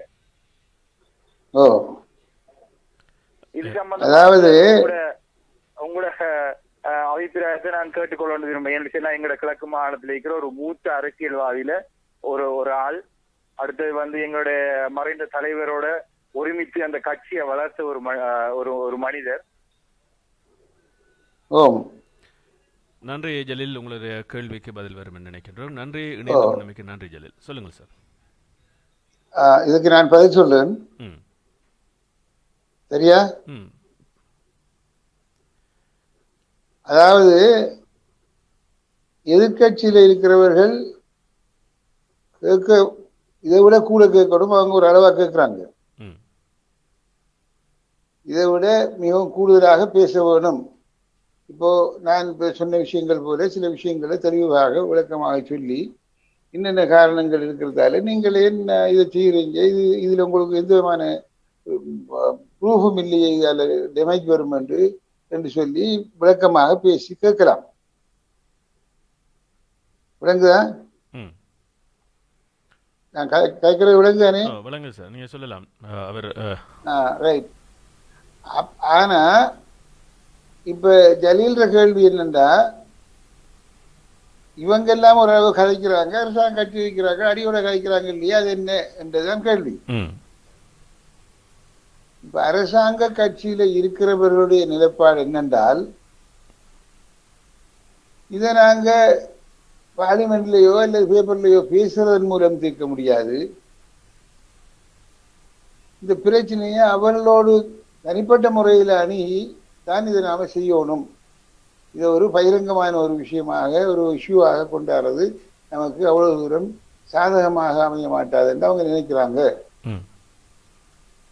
அதனால ஜனாதிபதியோட பிரதம அமைச்சரோட எல்லாம் போய் அவங்க கதைச்சிருக்கிறாங்க. இந்த விஷயத்த பகிரங்கமாக பேசல என்றதானே நமக்கு பேசினா தானே நமக்கு தெரியும். அவங்கள கருத்துக்கள் அவங்களுக்குள்ள அவங்க நினைக்கிற விஷயம் இருந்தா இதை நாம பெருசுபடுத்தி மற்ற சமூகத்தில் உள்ள வேணாம் என்று சொல்ற ஒரு பெரிய கூட்டம் இருக்காங்க, இருக்கவே வேணும் என்று சொல்றோம். அவங்களையும் தூண்டிவிட்டு இதை ஒரு பெரிய ஒரு பிரச்சனையாக்கி இதை இல்லாம ஆக்கிட கூடாது, இதை மெதுவாக அணுகி அவங்களுக்கு விளக்கத்தை சொல்லி இதை காட்டி விடணும் என்று நினைக்கிற ஒரு மனப்பாங்கில் அவங்க இருக்கிறாங்க. அப்ப அவங்க மற்ற எல்லாரையும் பற்றி எனக்கு தெரியாது. நமது தேசிய காங்கிரஸ் தலைவர் அதாவுல்லா அவர்கள் அப்படியான ஒரு மனநிலையில் தான் இருக்கிறார். ஆனா அவர் பல முறை இதை பற்றி பேசியிருக்கிறார், இதுக்கு எதிர்ப்பு தெரிவித்திருக்கிறார். அவர் போயிட்டு பிரதமரோடையும் மற்றவர்களோடையும் பேசியிருக்கிறார். அவர் முதலாவது அவர் தான் கேட்டார், இதால டேமேஜ் இருக்கின்றதுக்கு நீங்க ஆதாரத்தை முதல்ல காட்டுங்க,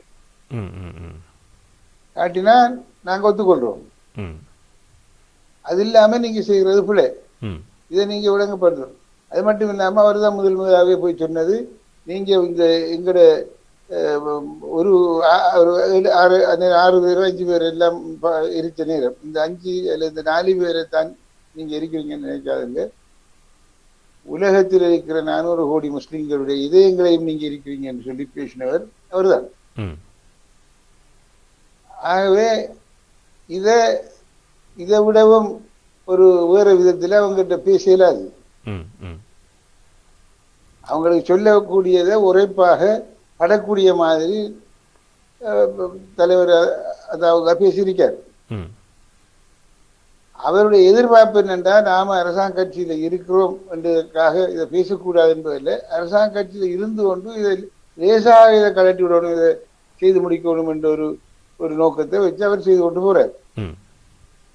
மற்ற இப்ப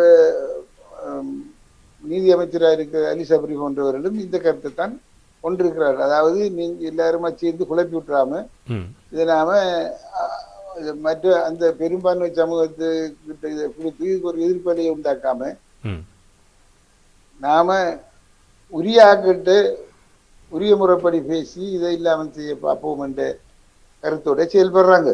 அதை அவர் சொல்லி இருக்கிறார். இது அவங்களோட அணுகுமுறை. அது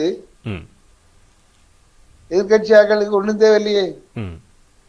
அவங்க எதிர்கட்சி எதிர்க்கிறார்கள், எதிர்த்து பேசுறாங்க. அவங்க பேச வேண்டியது நாங்க பேசுறோம். அங்க பேசுறது நல்லது, பேசத்தான் நாங்க எதிர்கட்சி இருக்கிறார்கள் கூடுதலா பேசணும். அவங்க பேச வேணும். அவங்க பேசுற காணான்றது நம்மளோட குற்றச்சாட்டு. அவங்களுக்கு கிடைச்ச வாய்ப்பையும் கூட பயன்படுத்தல. அந்த வாக்களிக்கிறதுக்கு கிடைச்ச வாய்ப்பை கூட அவங்க பயன்படுத்தி இதுக்கு நீங்க மையத்தை பத்த வைக்கலன்னு சொல்லுங்க, நாங்க உங்களுக்கு ஓட் பண்றோம், நாங்க உங்களோட கட்சி சார்பா இருக்கிறோம் என்று சொல்லி ஒரு நிபந்தனை வச்சு போகல என்ற குற்றச்சாட்டை நான் இயலவே நான் சொன்னேன் உங்கள்கிட்ட. அதெல்லாம் எதிர்கட்சி தான். அவங்க ஆளுங்கட்சியிலே எதிர்கட்சியாக்கள் அவர் சொன்ன 2 தலைவர்களுக்கு இருக்கிறார்கள். அவங்க தலைவர்மாரே அரசாங்கத்துக்கு சாதகமா போறது போல என்று இருக்கிற நேரத்தில் அதையும் உதறி தள்ளி போட்டு வந்து ஓட் பண்ணாக்கள். அவங்களுக்கு ஒரு அரிய சந்தர்ப்பமா இருந்து இந்த டிமாண்ட வைக்கிறதுக்கு அவங்க வைக்கல. இவங்க வந்து ஏன் பேசுறாங்கல்ல என்று கேட்கிற விஷயம், சில விஷயங்களை பேசி தீர்க்கலாம், சில விஷயங்களை பேசி பழுதாக்கலாம் இல்லையா? சில விஷயங்களை பேசி தீர்க்கலாம், சில விஷயங்களை பேசினா பழுதா போகும். அப்படி சில விஷயங்கள் இருக்கு. அது அவங்க அப்படி யோசிக்கிறாங்க, இவங்க இப்படி பேசுறாங்க. அது பிரச்சனை என்னண்டா மையத்தை பத்த வைக்கிறது நிப்பாட்டணும். 1000 பேசினாலும் பேசாண்டி. அதுதான் நம்மட சேவை. அதுக்கு அவங்களோட மனங்கள்ல மாற்றம் ஏற்பட வேண்டும். அல்லாஹ் அவங்களோட மனதில் மாற்றத்தை, அல்லாஹ் தான் பெரியவன், அல்லாஹ் தான் எல்லாத்துக்கும் பொறுப்புள்ளவன், அவன் தான் எல்லாம் செய்கிறவன். அவங்களோட மனதிலே மாற்றங்களை உண்டாக்க வேணும். இவங்க பேசி மாற்றம் உண்டாக்க, இவங்க 4 பேர் பேசின மாற்றம் உண்டாகுமா இல்ல அல்லாஹ்வுடைய நாட்டத்திலே மாற்றம் உண்டாகுமா? பேசினத்தால நடந்த விஷயங்கள் ரொம்ப குறைவு. இப்ப உதாரணத்துக்கு சொல்லுங்க, இந்த காணி பிரச்சனை காணி விஷயமா பேசுறாங்க, எத்தனையோ பேர் எழுப்பிக்கிட்டு அந்த காணி விஷயம் தீருதா? பிஎஸ்ல பிரச்சனைன்றா அவனுக்கு சார்பா கொஞ்சம் பேரங்கால பேசுறான், அது தீருதா? பேசி கொண்டு போகலாம். ஆனா தீர்க்கிறதுக்கு விஷயத்தை அதுக்குரிய ஆட்கள் அந்த தீர்மானத்துக்கு வரணும். உரிய ஆட்களுக்கு அது உரைக்கணும், அது அவங்களுக்கு படணும். அதை படுற விதமாக நாங்க அரசாங்க கட்சியில் இருக்கிறார்கள், நாங்க விளங்கப்படுத்தி இருக்கிறோம், சொல்லி இருக்கிறோம், சொல்லிக் கொண்டிருக்கிறோம் என்று சொல்றாங்க. அதையும் பகிரங்கமாக அவங்க சொல்லாம இருக்கிறதுக்கும் சில காரணங்கள் அவங்க சொல்றாங்க. அதாவது மற்ற சமூகத்தில் உள்ள ஆக்களை தூண்டிவிடக்கூடாது, நாங்க போய் எங்கிற வேலையை முடிச்சு கொண்டு வரணும் என்ற கருத்தோடு தான் நாங்கள் இருக்கிறோம் என்று சொல்றாங்க. அப்ப இதுல வந்து அரசாங்க கட்சிக்கு ஆதரவாகவோ எதிர்கட்சிக்கு எதிராகவோ பேசுற நோக்கம் இல்லை எனக்கு. நான் பொதுவாக பேசுறேன். நீங்க சொன்னது போல ஒரு நீண்ட கால அரசியல்வாதி, ஒரு பெரிய அனுபவம் உள்ள அரசியல்வாதி, இன்றைக்கு இலங்கையில் இருக்கிற மிக பழமை வாய்ந்த அரசியல்வாதியில் ஒரு ஆள். ஆகவே நீங்க உங்களோட கருத்துக்களை சொல்லுங்கன்னு நீங்க என்ன கூப்பிடுதான், நான் வந்து உங்களுக்கு இந்த கருத்துக்களை சொல்றேன். நான் ஒரு நடுநிலையில இருந்து நான் இந்த பிரச்சனையை பார்க்கிறேனே தவிர அவங்க ஒரு சைடு எடுத்துக்கொண்டு பேசுறதாக யாரும் நினைக்க தேவையில்லை. நிச்சயமாக எந்த சைட்டாக்கள் என்ன பேசினாலும் பரவாயில்லை, மையத்தை பத்த வைக்கிறது நிப்பாட்டப்படணும். அதுக்கு என்னென்ன விஷயங்களை நாங்க செய்யணுமோ அதெல்லாம் செய்யணும். அது பொட்டி விஷயத்திலேயும் நான் சொன்ன விஷயம் தான். அதுக்கு காசு கொடுக்கல, சாம்பலுக்கு காசு கொடுக்கல. அவர் அங்க ஒரு சொன்ன மாதிரி ஜமியத்துல் தலைவர் அவங்க இது பேசலாம் தானேன்னு சொன்ன, அது உண்மையான விஷயம்.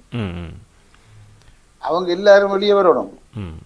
அந்த கேள்வியும் இருக்கிறது. ஜலீலுக்கு புரிந்திருக்கும் என்று நாங்கள் நினைக்கின்றோம், ஜலீலுக்கு விடை கிடைத்திருக்கும் நினைக்கின்றோம். முகமது சிராஜ் இணைந்திருக்கின்றார், கனடாவில் இருந்து இணைந்திருக்கின்றார். இவர் சொல்லியிருக்கின்றார், முஸ்லிம் அரசியல் கட்சிகளினதும் தலைவர்களினதும் தவறான வழிநடத்தல் தான் தற்போதைய முஸ்லிம்களுக்கு எதிரான பாதிப்புகளும் சூழல் ஏற்படுவதற்கான காரணமாக அமைந்ததா என்ற ஒரு கேள்வி வந்திருக்கிறது. அதுபோல உடல் எரிப்பு விடயம் எமது மத உணர்வுகளையும் மனித உரிமை மீறல் என்ற அடிப்படை விடயங்களில் கை வைத்து செல்வதால் இதில் ஏன் மத தலைவர்களுடன் குறிப்பாக ஜமியத்துல் உலமா மக்களுடன் சரியான வழிகாட்டல்களை புரிவதற்கு தவறு இருக்கிறது என்ற ஒரு கேள்வியை எழுப்பியிருக்கின்றார். அதாவது இந்த முதலாவது கேட்ட விஷயம் நமது தலைவருடைய தவறான வழி நடத்தலால் தான் இந்த நிலைமைக்கு நாம் ஆளாகி இருக்கிறோமா என்ற விஷயம். அதாவது தீர்க்க தரிசனம் இல்லாத அரசியல் தலைவர்கள், சாணக்கியம் என்று சொல்லிக்கொண்டு அசாணக்கியர்கள், அவங்க சொன்ன விஷயம் ஒன்றும் அவங்ககிட்ட இல்லை. உண்மையாக பிழையாக இந்த சமூகத்தை வழிநடத்தி இருக்கிறாங்க. இந்த சமூகத்தை சரியான முறையில் வழிநடத்தி இருந்தால் நாம தலைவர் அஷ்ரஃப் நாம சேர்ந்து இந்த கட்சியை உருவாக்கினோம். அந்த அவர் உருவாக்கின கட்சி இன்றைக்கு 3-4 கட்சியா போச்சு. அவரோட சேர்ந்து இந்த கட்சி நாம உருவாக்கின எண்ணத்துக்கு என்று சொன்னா முஸ்லிம் சமூகம் ஒற்றுமையா இருந்து ஒரு கொடியின் கீழ் நின்று இயங்கி ஒரு முஸ்லிம் சமூகத்துக்குரிய பிரச்சனைகளுக்கு தீர்வான ஒரு மன்றதுக்காக தான் இந்த கட்சியை தொடங்கினது. அவர் ஒரு கட்டத்துல இந்த இடதுசாரி கட்சிகளோட கூட்டு வச்சாரு என்னண்டா, இந்த அம்பாறை மாவட்டத்துல 3 MP எடுக்க இயலாதான்னு கேட்டதுக்கு நான் தான் அவருக்கு முதலாக சொன்னது, அவருக்கு அட்வைஸ் பண்ணது மறைந்த தலைவருக்கு, நீங்க அவங்கள பக்கத்துல மத்தாக்கள் போட்டு நம்மளாக்கள் 3 பேரை போட வைங்க, போட்டா அந்த 3 பேரும் எம்பியா வரலாம் என்று நான் சொன்னேன். அது அவர் செய்தார், வெற்றி அடைஞ்சது.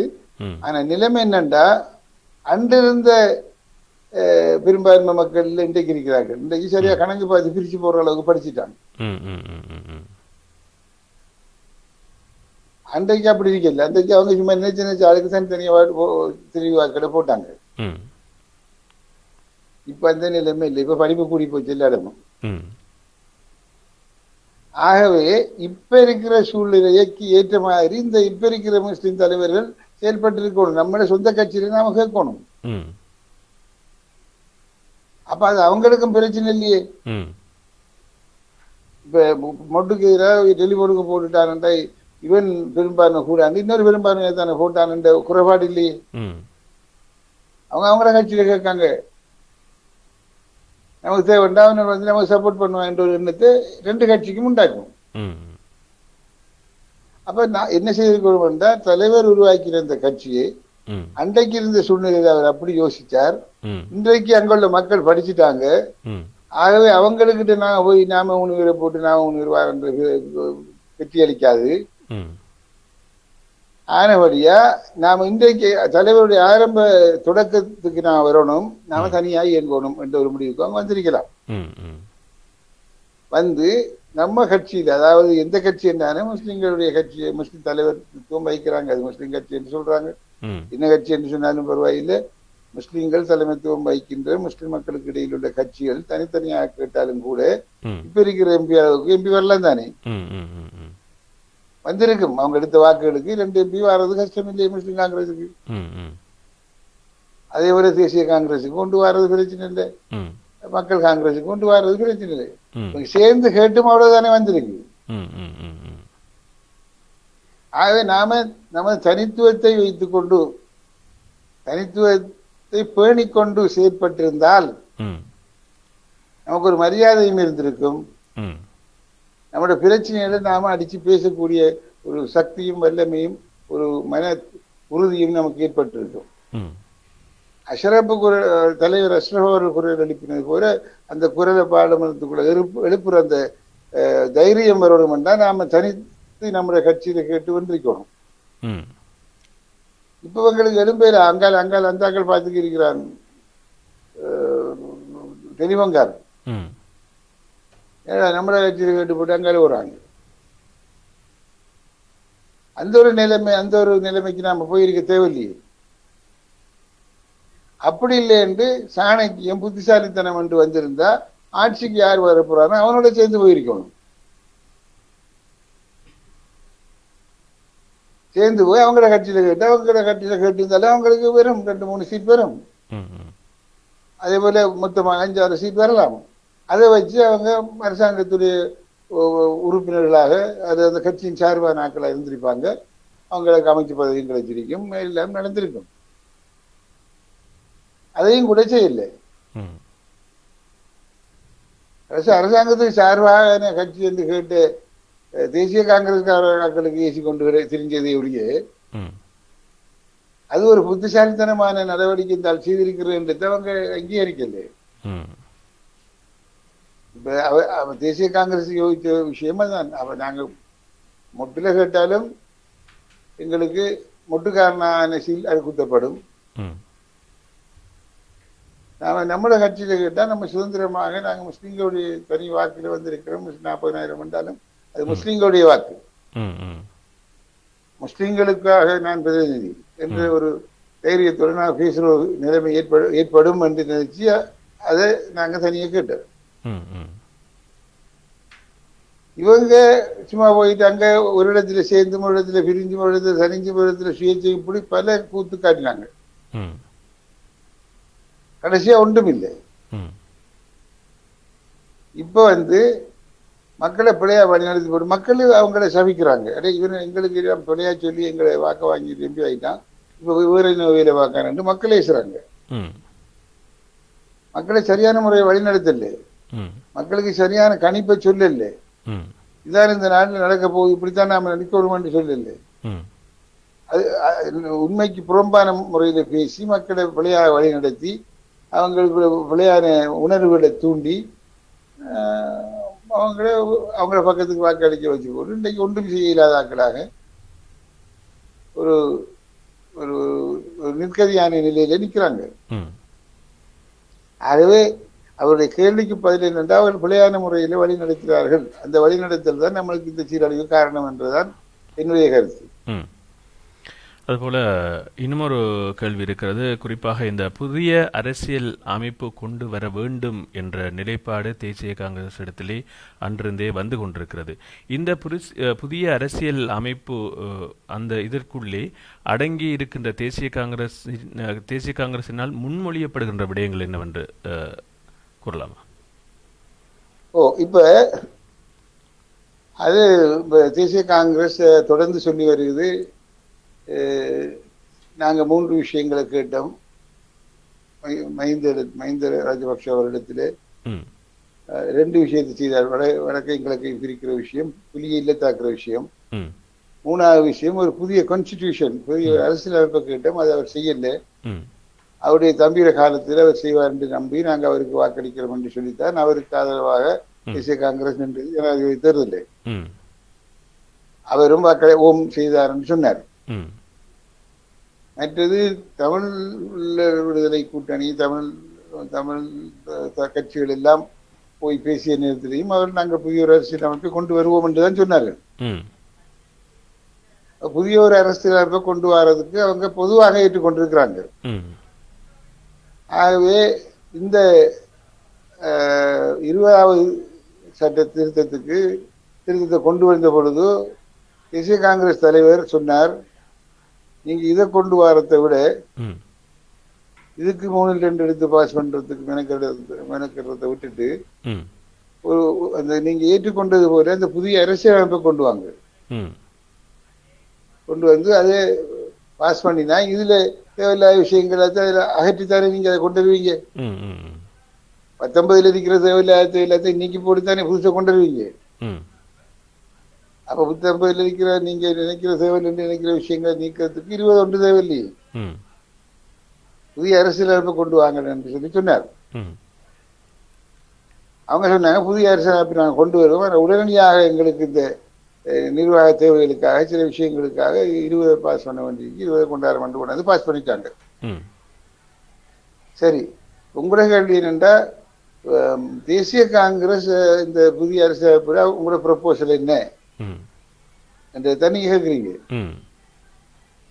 அதாவது தேசிய காங்கிரஸ் உடைய ப்ரொபோசல் என்னென்றா பாராளுமன்ற பிரகடனம் தான்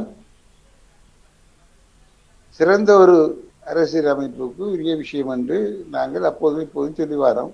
ம் பாராளுமன்ற பிரகடனம் என்ன சொல்லுது என்றால் அதோட முக்கியமான விஷயம், இந்த நாட்டில் வாழுகிற மக்கள் சகல இன மக்களும், தமிழர், சிங்களவர், முஸ்லிம், இளைஞர், எல்லா சமூகங்களும் ம் சந்தோஷமாக வாழுகின்ற, பிரச்சனை இல்லாமல் ஒற்றுமையாக வாழுகின்ற முறையிலே இந்த நாட்டினுடைய சட்டத்திட்டம் யாப்பு அமைய வேணும்.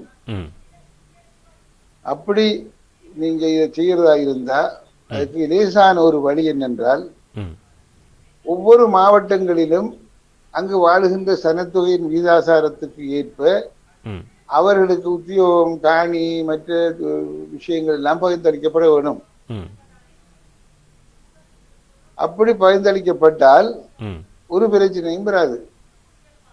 ஒட்டுமொத்தமாக பார்த்தா முஸ்லிம்கள் 10% என்றா 10% எங்களுக்கு வந்து சேர்ந்துடும். ம் தமிழர்கள் 20% என்றா அவளுக்கு 20% போகும். மிச்சம் 74% நீங்கன்றா நீங்க உங்களுக்கு போய் வரும். ம் அது எங்களுக்கு பிரச்சனை இல்லை. ம் எங்கட மக்கள் வாழுகிற அவருடைய பரம்பலுக்கு அவர்கள் இருக்கின்ற அந்த வீதாசாரத்துக்கு ஏற்ற மாதிரி இந்த பங்கீடுகள் செய்யப்படும் என்று நீங்க சட்டத்தை கொண்டு வரணும். கான்ஸ்டிடியூஷன் கொண்டு வரணும். ம் கொண்டு வந்தீங்க என்று சொன்னா, இப்ப ஒரு ஒரு ஒரு ஒரு ஒரு மாவட்டத்தில் முஸ்லிம்கள் 50% இருக்காங்கன்னு சொன்னா ம் 50% பங்கு அவங்களுக்கு போகும். ம் தமிழர் 30% என்றா 30% போகும். ம் மற்ற சமூகங்கள் 20%.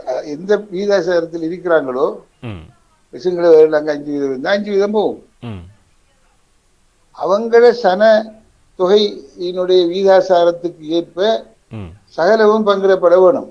ம் ம் அது கான்ஸ்டிடியூஷன்ல சட்டத்தால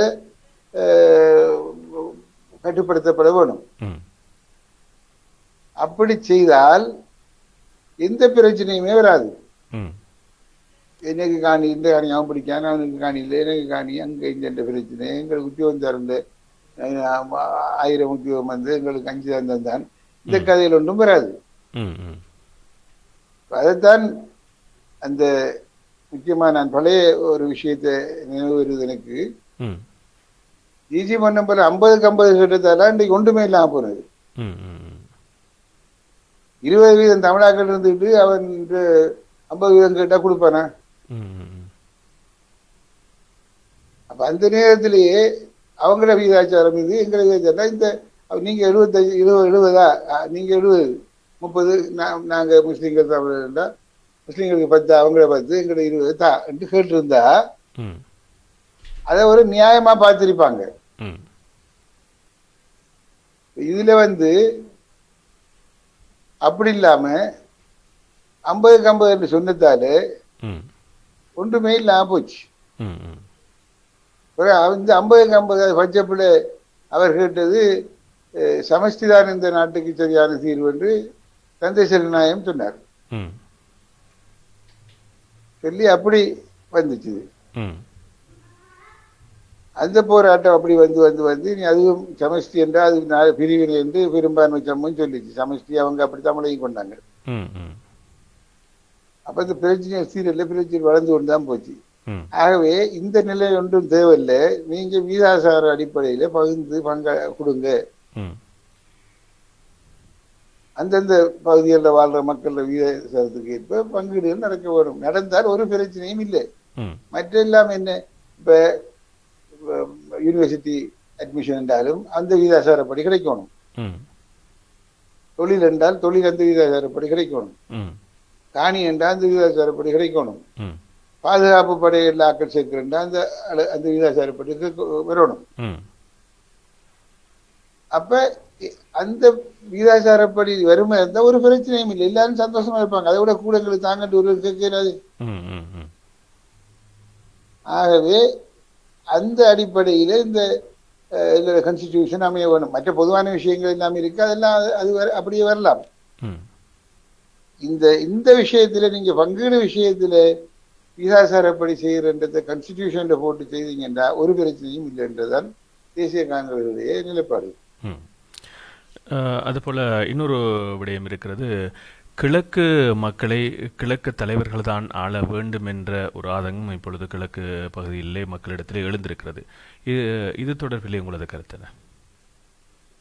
ஓ, கிழக்கை கிழக்கத்தை தான் ஆள வேண்டும் என்ற ஒரு விஷயம் இருக்கு. ம். அதாவது கிழக்கு மக்களுடைய பூகோள அமைப்பு, அவர்களுடைய வாழ்க்கை முறை, அவருடைய கலை கலாச்சாரம், அவங்களுடைய சுண்டல் பாலானம், ம். இதெல்லாம் வெளியிருந்து வர ஆளுக்கு விளங்காது. ம். நாங்க எங்களோட வாழ்ற மற்ற சமூகங்களோட எப்படி வாழ்ந்தோம், எப்படி ஒற்றுமையா இருந்தோம், எப்படி இன்றைக்கு இந்த நிலைமை சீர்கெட்டு போயிருக்கு, இதுக்கு காரணம் என்ன, இந்த ஒற்றுமையை மீண்டும் எப்படி கொண்டு வந்து சேர்க்கிறது அவங்களுக்கு விளங்காது. ம். எங்களுக்குள்ள ஏற்பட்ட பிரச்சனை என்னன்றது எங்க 2 சமூகத்துக்கு தான் தெரியும். ம். அப்ப இங்க உள்ள ஒரு தலைமைத்துவம் தான் அதை சரி கட்ட முடியும். ம். இங்க உள்ள தலைமைத்துவம் தான் இந்த மக்களுடைய பிரச்சனை என்னன்னு தெரியும். ஆகவே கிழக்கு மக்களுடைய தலைமைத்துவம் தான் கிழக்கில் உள்ள ஒருத்தனை கிடைக்கணும் என்று சொல்றோமே தவிர, தேசிய ரீதியாக இந்த நாட்டினுடைய தலைமைத்துவம் நம்ம வரணும் என்று சொல்லல. இப்ப கண்டிலிருந்து வந்தாலோ தாராபுரத்திலிருந்து வந்தாலோ தலைவராக இருக்கணும் என்றா அவங்க அங்க தலைவராக இருக்கலாம்.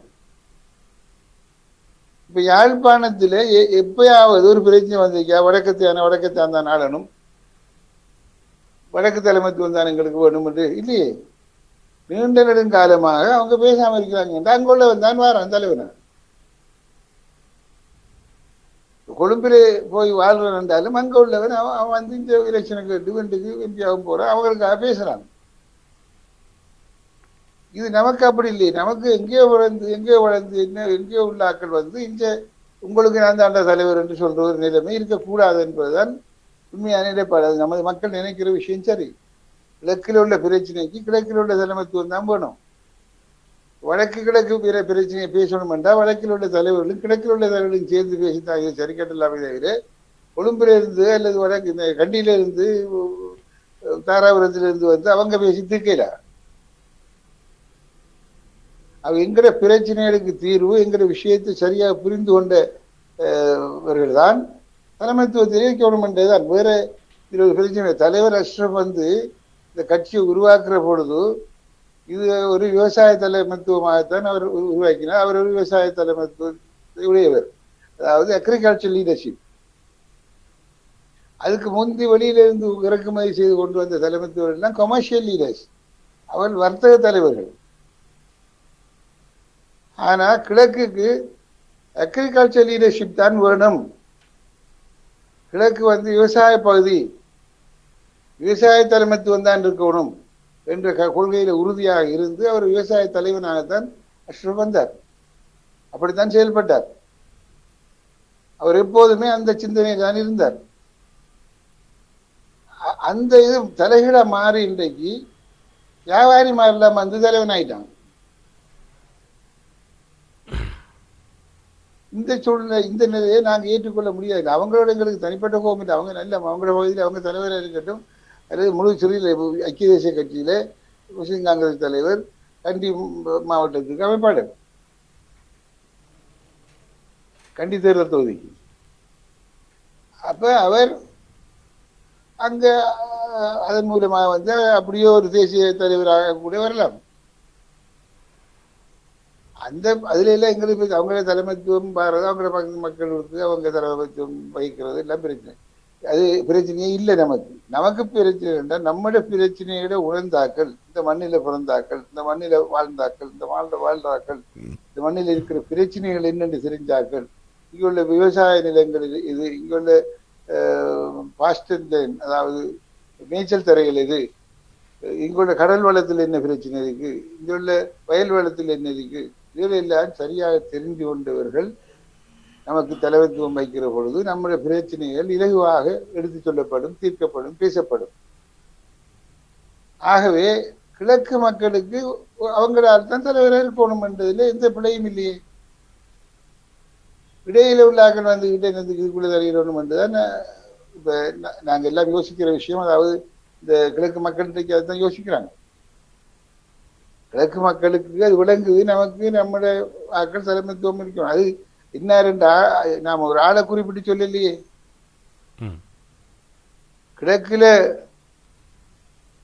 வந்தவன் கிழக்கில் பிறந்து வளர்ந்து அல்லது கிழக்கு மக்களை கிழக்கினுடைய சகல விஷயங்களை சரியாக தெரிந்து கொண்டவர்கள் தலைமத்துவத்தில் இருக்க வேண்டும். அப்படி இருந்தால் தான் இந்த எங்களுடைய பிரச்சனைகளுக்கு தீர்வு சரியாக வரும். அதை பற்றி இப்ப உதாரணமா இப்ப கஞ்சி குடிச்சாதத்திலே ஒரு பிரச்சனை என்று சொன்னா 6 கஞ்சி குடிச்சுட்டு கேட்கிறவனுக்கு தலைவனா இருந்து செய்கிறா. இந்த கஞ்சி குடிச்சாரு எங்க இருக்கு, என்ன பிரச்சனை என்ன என்றது தெரிஞ்ச ஒரு ஆள் தான் அதுக்கு விளக்கம் சொல்லலாம். அப்படி இங்குள்ள பிரச்சனைகளை தெரியும். மற்றும்படி இப்ப அவரை கொன்றணும் பிற கொன்றணும் என்று நான் சொல்லல. நான் சொல்ற விஷயம் என்னன்னு சொன்னா, இந்த விஷயங்களை சரியா தெரிஞ்சவனுக்கிட்ட இதை கொடுக்கணும். இந்த தலைமைத்துவத்தை ஒரு ஒரு ஒரு வைத்தியன் இருந்தான்டா, அவனுக்கு அந்த துறையில வைத்திய பாண்டித்தியம் பெற்றவன் தான் அவன் அந்த நோய் அழிபோகணும். அப்ப அந்த விஷயங்கள்ல பாண்டித்தியம் பெற்றாக்கள், தெளிவுள்ளாக்கள், தெரிஞ்சாக்கள் தலைமைத்துவத்திலே இருக்கணும். எங்கே இருந்து கொண்டு ஆரோ சொல்ற கதையை கேட்டுட்டு தீர்ப்பு எடுக்கிறது சரி, இந்த 2 சமத்துகளில் பிரச்சனை அதுல சரி அவனுக்கு கொடுத்தா என்ன என்று கேட்கிறாக்கள் விரப்பட அவங்களுக்கு சரியா என்ன பிரச்சனை, அதை சரியா பார்த்து அறிஞ்சோ நியாயபூர்வமாக இதுதான் சரி, இதைத்தான் செய்யணும், எங்கட பகுதிக்கு தான் ஏற்றது, இதுதான் நம்ம நல்ல தீர்வு என்று சொல்ற ஒரு தலைமைத்துவம் நமக்கு வேணும். ஆகவே கிழக்கு மக்கள் கிழக்கு தலைமைத்துவம் தான் திறமானது, கிழக்கு தான் தலைமை வைக்க வேணும் என்று சொல்லுவது மிக பொருத்தமான ஒரு விஷயம். அதுபோல தேசிய காங்கிரசினுடைய மேடைகளிலே பொது தேர்தலிலே பேசப்பட்ட விடயம் அமைச்சு பதவிகள் கிட்டும், அந்த அமைச்சு பதவியினுடைய பல விடயங்கள் செய்யப்படும் என்கிற ஒரு விடயம் முன்வைக்கப்பட்டிருந்தது. ஆனால் இப்பொழுது தேசிய காங்கிரசுடைய தலைவர் பார்லமெனத்துக்கு சென்ற பிற்பாடும் இன்னும் அமைச்சு பதவி இல்லை என்ற ஒரு நிலைப்பாடு மக்கள் மத்தியிலே இருக்கிறது. இது தொடர்பிலே உங்களது கருத்து என்ன? இதுல தேசிய காங்கிரஸ் ஆட்களோட தேசிய காங்கிரஸ் ஓட் போடாத ஆட்கள் தான் ரொம்ப கவலைப்படுறாங்க. தேசிய காங்கிரஸ் அதாவது தாசருக்கு ஓட் போட்டாக்கள் இதை பெரிய கலைக்கிறத விட எதிராக போட்டாக்கள் தான் இப்ப கூட. விஷயம் என்னண்டா, தலைவர் அதாவுல்லா அவர்கள் ஒரு மேடையிலேனும் எனக்கு ஓட்டு போடுங்க நான் மினிஸ்டர் ஆவேன் சொல்லல. புரியுதா? எனக்கு ஓட்டு போடுங்க நான் மினிஸ்டரா வந்து உங்களுக்கு நிறைய வேலையில் செய்வேன், நான் முந்தி மினிஸ்டர் வந்து செஞ்சிருக்கேன், அது மாதிரி செய்வேன், என்னோட எனக்கு ஓட்டு போட்டு எம்பி ஆக்குங்க நான் மினிஸ்டர் ஆகுவேன் சொல்லல. ஆனால் அவர் மேடையில பேசினாங்க. அது காரணம் என்னண்டா, தலைவர் அதாவுல்லா அவர்கள் இந்த மொட்டுக்காரர்களுக்கு அவருடைய குடும்பத்தாருக்கு எவ்வளவு நெருக்கமாக உள்ளவர், அவர் எவ்வளவு உதவிகள் செய்திருக்கிறார், அவருடைய வெற்றியிலும் தோல்வியிலும் அவரோடு நின்றிருக்கிறார். ஆகவே இவருக்கு அமைச்சர் பதவி கண்டிப்பா கிடைக்கும் என்று பேசினாக்கள் முடிவு பண்ணினாங்க. ஆதரவாளருக்கு மத்தியில் அப்படி எதிர்பார்ப்பு இருந்தது, அதனால மேடையில பேசினாங்க, தலைவர் பேசல. ஆனா இந்த அமைச்சு பதவியை பெறுவதன் மூலம்தான் நமது பிரச்சனைகளுக்கு தீர்வு காணலாம் என்று தலைவர் இன்றைக்கு நினைக்கல. அவர் அமைச்சு பதவியை கேட்கவும் இல்லை. அமைச்சு பதவி அவருக்கு கொடுப்பாங்க, ஆட்சியாளர் கொடுப்பாங்கன்றத ஆதரவாளர்கள் எதிர்பார்க்கிறாங்க, நம்பினாங்க. அவங்க கொடுக்கல என்று சொன்னா அதுக்கு அவங்ககிட்ட எதுவும் காரணம் இருக்கும், அதை பற்றி ஆராய வேண்டிய தேவை நமக்கு இல்லை என்று தலைவர் விட்டுட்டார். நமக்குரிய விஷயம் நம்முடைய மக்களுக்கு என்னென்ன செய்யணுமோ அத்தனையும் நாம செய்யலாம், எந்த அமைச்சின் மூலமாக இது வேணுமோ அதை செய்யலாம். அமைச்சர் என்ற ஒரு பதவி எனக்குத்தான் இல்லாமல் இருக்குமே தவிர மக்களுக்குரிய விஷயத்திலே எந்த குறையும் இல்லை. அவங்களுக்கு எல்லாமே என்னால செய்ய முடியும், ஆக நாம செய்வோம். மக்களுக்கு அதை பற்றி ஒன்றும் இல்லை. அமைச்சு பதவி தான் நமக்கு முக்கியம், அது இருந்தால் தான் சேவை செய்யலாம், அது இருந்தால் தான் நமக்கு கௌரவம் என்ற எண்ணமெல்லாம் நமக்கு தேவையில்லை என்ற அடிப்படையில தான் தலைவர் இருக்கிறார். இருந்தாலும் கூட இது ஏன் கொடுக்கல என்று எங்கிட்ட நம்மகிட்ட கேட்கறது அர்த்தம் இல்லை. அது சும்மா இந்த மற்ற நமக்கு எதிர்ப்பா இருந்தாக்கல கேள்விதானே. அது கொடுக்கலன்றா கொடுக்கல, குடுவட்டி சென்றா கொடுத்துட்டாங்க. அப்ப அது ஏதோ ஒரு காரணம் அவங்களுக்குள்ள இருக்கு. அவங்க உரிய முறையில உரிய நேரத்தில் கொடுப்பாங்க என்ற எண்ணமும் நம்பிக்கையும் இன்னமும் இருக்கு.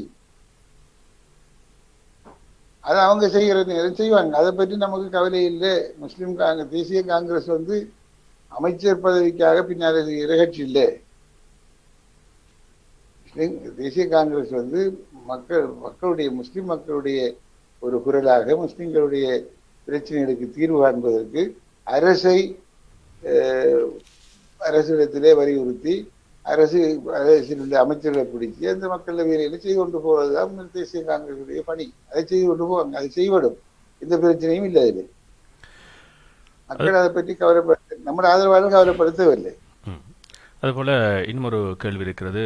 குறிப்பாக கடந்த பொதுத் தேர்தலிலே இறுதி நேரத்தில் தான் தேசிய காங்கிரஸ் தாங்கள் தனித்து போட்டியிட வேண்டும் என்ற ஒரு நிலைப்பாட்டுக்கு வந்திருந்தது. ஏற்கனவே மொட்டு கட்சியுடன் சேர்ந்துதான் இந்த களத்திலே இறங்குவதாக இருந்தாலும் இறுதி நேரத்திலே தனித்து போட்டியிடுவதாக தீர்மானித்திருந்தது. ஆனால் இப்பொழுது மாகாண சபை தேர்தல் ஒன்று வரும் பொழுது தேசிய காங்கிரஸ் எவ்வாறான நிலைப்பாட்டினை கொண்டிருக்கும்? இது ஒரு முக்கியமான விஷயம்தான். மாகாண சபை தேர்தல் நடக்குமோ இல்லையோ தெரியாது. ஆனால் ஏப்ரல் மாதம் அளவில் தேர்தலில் வைக்கிற ஒரு கதை ஒன்று இருக்கு. வருஷம் ஏப்ரலில் மாகாண சபை தேர்தலில் வைக்கிற ஒரு விஷயம் அரசியல் வட்டாரங்களில் பேசப்படுது. அப்படி வந்தால் போன முறை நடந்த விஷயத்தை நீங்க சொன்னீங்க, அது மாதிரி தான் இது என்று சொல்லி. இப்போ தேசிய காங்கிரஸ் வழமையாக 3 ஆசனங்கள் எடுத்து கண்டெஸ்ட் பண்றது பார்லிமெண்ட் தேர்தலில் அது அவங்களும் தாரது. இந்த முறை அவங்க 2 ஆக்கினாங்க ஏதோ காரணத்துக்காக. அப்படி நீங்க 2 தாரதை நாங்கள் தனிச்சு போறோம்னு சொல்லி நாம தனியை கேட்டு எம்பியை கேட்டுக்கொண்டோம் தேசிய காங்கிரஸ். இருந்தாலும் மொட்டு கட்சிக்காரர்களுக்கு ஆதரவான ஒரு கட்சியாக அவருடைய ஒரு கூட்டு கட்சியாக நாம் இயங்கினோம். அப்ப இதுல இடையில கொண்டு போய் அவங்க 2-3 பேரை மொட்டில போட்டது அது நம்மளோட உடன்பாட்டுக்கு மாறாக அவங்க செய்த விஷயம். போட்டாலும் நாங்க அதை பற்றி கவலைப்படல. சரி, மொட்டு அரசாங்கத்துக்கு சார்பான ஒரு கட்சி, ஒரு கூட்டு கட்சி, நாங்க அடிப்படையில் மக்களும் ஓட் பண்ணாங்க. நாங்க அப்படி எலெக்ஷனை கேட்டோம். ஆனா நாங்க தனிப்பட்ட முறையில கேட்டு ஒரு நியாயமான வாக்குகளை எடுத்து எம்பியாக வந்திருக்கிறோம். அதே நேரத்தில் மாகாண சபையில என்ன நடக்கும் என்று கேட்குறீங்க. மாகாண சபையிலையும் இதுதான் கதை. அவங்க நாம மொட்டு கட்சியில எல்லாரும் சேர்ந்து கேட்டு கிழக்கு மாகாண ஆட்சி அமைக்கணும், நீங்க உடன்பட்டு வரணும் என்று சொன்னா அப்ப எங்கட வேட்பாளர் கணக்கு நாங்கள் கொடுப்போம். எங்கட வேட்பாளர் கணக்கு அவங்க அங்கீகரித்து போடுவோம் என்று போட்டாங்கன்னா சேர்த்து கேட்போம். அப்படி இல்லை நாங்க இப்படித்தான் செய்யணும்னாங்கன்னா நீங்க அப்படி செய்யுங்க, நாங்க இப்படி செய்யறோம் நாங்க தனியாக கேட்போம். அது ஒரு ஒப்பந்தத்தின் அடிப்படையில அவங்களோட பேச்சுவார்த்தை நடத்தி அந்த பேச்சுவார்த்தையின் முடிவில தான் தெரியும் நாங்கள் சேர்ந்து கேட்க போறோமா தனியாக கேட்க போறோமாண்டு. ஏன்னா அவங்களுக்குள்ள நமக்கு இன்னும் உறவு இருக்கு. நாம அவங்களோட கூட்டு கட்சியா தான் இன்னும் இருக்கிறோம். அவங்கள விட்டு ஒதுங்கி பெறவும் இல்லை, அவங்களோட நாங்கள் 2.5 கலக்கையும் இல்லை. ஆகவே அந்த நேரம் மாற பொழுது அவளோடு பேசி ஒரு உடன்பாட்டுக்கு வந்தால் அந்த உடன்பாட்டின்படி சேர்ந்தோ தனித்தோ தேசிய காங்கிரஸ் கேட்கும். இதுதான் நிலவரம். அதுபோல இறுதியாக ஒரு கேள்வி கொமெண்ட்ஸ் பாக்ஸ் வழியாக வந்திருக்கிறது. துருக்கியிலிருந்து ஃபர்சான் எழுதியிருக்கிறார். அரசியல் கருத்துக்கள் அனைத்தையும் மறந்து முஸ்லிம்கள் அனைவரும் ஒன்று சேர்ந்து அரசாங்கத்துக்கு அழுத்தம் கொடுத்தால் மட்டுமே நல்ல தீர்வு கிடைக்கும் என்ற ஒரு விடயத்தை சொல்லியிருக்கிறார். இது தொடர்பில் உங்களது கருத்தை குறிப்பிடலாம். முஸ்லிம்கள் எல்லா எம்பிமாரும் சேர்ந்து அரசாங்கத்துக்கு ஒரு அழுத்தம் கொடுத்தால் தீர்வு கிடைக்கும் என்று சொல்லி துருக்கியிலிருந்து ஃபர்சான் சொல்லியிருக்கின்றார். ஃபர்சான் நினைக்கிறது சரி, அப்படி கொடுத்தா வருந்தானே என்று. இன்றைக்கு அரசு ஆட்சி செய்வருடைய மனதிலே முஸ்லிம்கள் எல்லாரும் ஒன்று சேர்ந்து ஒரு அழுத்தத்தை கொடுத்தாலும் கூட நாங்கள் எங்கள் அதிகாரத்துக்கு எந்த விதமான பங்கத்தை ஏற்படுத்த முடியாது என்ற மனநிலை தானே அவங்க இருக்கிறாங்க. அதுதானே உண்மையும். எங்களாக்கெல்லாம் சேர்ந்து ஒரு பிரஷரை கொடுத்தா அதை செய்யணும், இல்லாட்டி எங்களுக்கு அது பாதிப்பா வரும் என்று நினைக்கிற அளவில் அவங்க இல்லை. ஆனபடியா முஸ்லிம்கள் எல்லாரும் சேர்த்து குரல் கொடுக்கலாம், ரைட். அந்த குரல் கொடுக்கிற விஷயத்தில ஒரு சின்ன ஒரு சிக்கல் இருக்கின்றதான் யோசிக்கிறாங்க. அரசாங்கத்துக்கு ஆதரவா இருக்கிறார்கள், எதிர்கட்சியும் சேர்ந்து ஒன்றா போகக்கூட அரசாங்கத்துக்கு ஆதரவானாக்கள் அரசாங்கத்திலிருந்து பெறக்கூடியதையும் கூட பெற முடியாம போற நிலைமை ஏற்படும் என்ற பயம் இருக்கு அரசாங்கத்தில் இருக்கிறார்களுக்கு. எதிர்கட்சியில இருக்கிறார்களே அரசாங்கத்துக்கு ஓட்டு போட்டுட்டு நாம அவங்க மூலமாக ஏதாவது பெற்றுக்கொண்டு பாக்குறாங்களே தவிர அவங்களை எதிர்த்து போறதுக்கு இயலாம இருக்கிறாங்க. எல்லாரும் உடன்பட்டு பிரஷரை கொடுக்கிறேன்னு சொல்ற விஷயத்துல எனக்கிட்ட கேட்டா நான் நல்ல மட்டும் நான் சொல்லுவேன். ஆனால் பிராக்டிக்கலாக சில பிரச்சனைகள் இருக்கு. இப்ப அலி சப்ரி நீதி அமைச்சராக இருந்து கொண்டு அரசாங்கத்துக்கு எதிராக பிரஷர் வருவாரா? அது அரசாங்கத்துக்கு ஆதரவா இருக்கிற எம்பிமார், முஸ்லிம் எம்பிமார் அரசாங்கத்துக்கு எதிரான ஒரு விஷயத்தை கொண்டு அல்லது அவங்களுக்கு ஒரு நெருக்கடியை கொடுக்க விரும்புவாங்களா? இல்லை, அவங்க சமாதானமா பேசி ஏதாவது முடிச்சு கொள்வோம் தான் பார்ப்பாங்க. எதிர்கட்சியில் உள்ள ஆக்களே அதே நிலைக்கு தான் வந்துட்டாங்க. நம்ம அங்கால போட்டு அவங்களுக்கு சப்போர்ட் மாதிரி நாம காட்டி கொள்வோம் மாதிரி வந்துட்டாங்க. அவங்களுக்கு தான் கூட சந்தர்ப்பம் இருந்துச்சு, நாங்க வேறண்டா இப்படி செய்யுங்கன்னு கேட்கறதுக்கு. அதே அவங்க கேட்கலையே.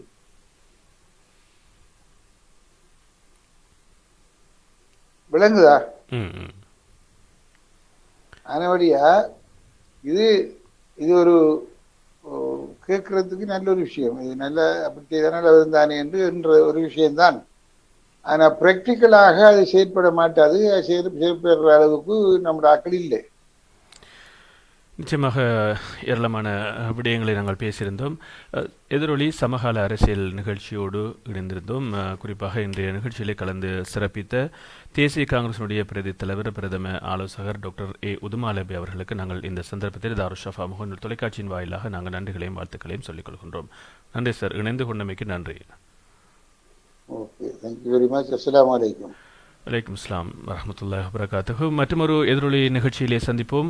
விடுகின்ற காலை பொழுது அனைவருக்கும் நல்ல பொழுதாய் அமைய எல்லோருக்கும் பொதுவான இறைவிடை வேண்டிக் கொண்டு நானும் விடைபெற்றுக் கொள்கின்றேன். இன்ஷா அல்லாஹ் மற்றொரு நிகழ்ச்சியில் சந்திப்போம். அதுவரையில் இணைந்து கொண்ட அத்தனை நல்லுள்ளங்களுக்கும் நாங்கள் நன்றிகளையும் வாழ்த்துக்களையும் சொல்லிக்கொண்டு விடைபெற்றுக் கொள்கின்றோம். பின்னால் இருந்து தொழில்நுட்பம் வழங்கிய நிப்ராஸ் அவர்களுக்கும் அதுபோல எங்களது தொலைக்காட்சியுடைய பிரதானி கண்ணியத்துக்குரிய மௌலவி ஏஆர் சஃபா முஹம்மது நஜாஹி முகத்தமிழ் காதிரி அவர்களுக்கும் நன்றிகளையும் வாழ்த்துக்களையும் சொல்லிக்கொண்டு விடைபெற்றுக் கொள்கின்றோம். இன்ஷா அல்லாஹ் மற்றொரு நிகழ்ச்சியில் சந்திப்போம். அஸ்ஸலாமு அலைக்கும் வரஹ்மத்துல்லாஹி வபரகாத்துஹு.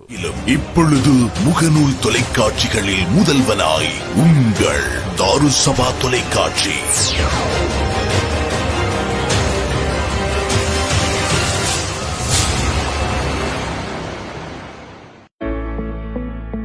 Doctor Jameel memorial hospital. Eye surgery, கண் சத்திர சிகிச்சை. உண்மை உண்மை, நம்பகத்தன்மை நம்பகத்தன்மை, பக்கச்சார்பின்மை பக்கச்சார்பின்மை, உள்ளதை உள்ளவாறு தரும் தனித்துவ தெளிவுடன் உங்கள் தாருஸ்ஸபா தொலைக்காட்சி. இலங்கையிலும் உலகெங்கிலும் இப்பொழுது முகநூல் தொலைக்காட்சிகளில் முதல்வனாய் உங்கள் தாருஸ்ஸபா தொலைக்காட்சி.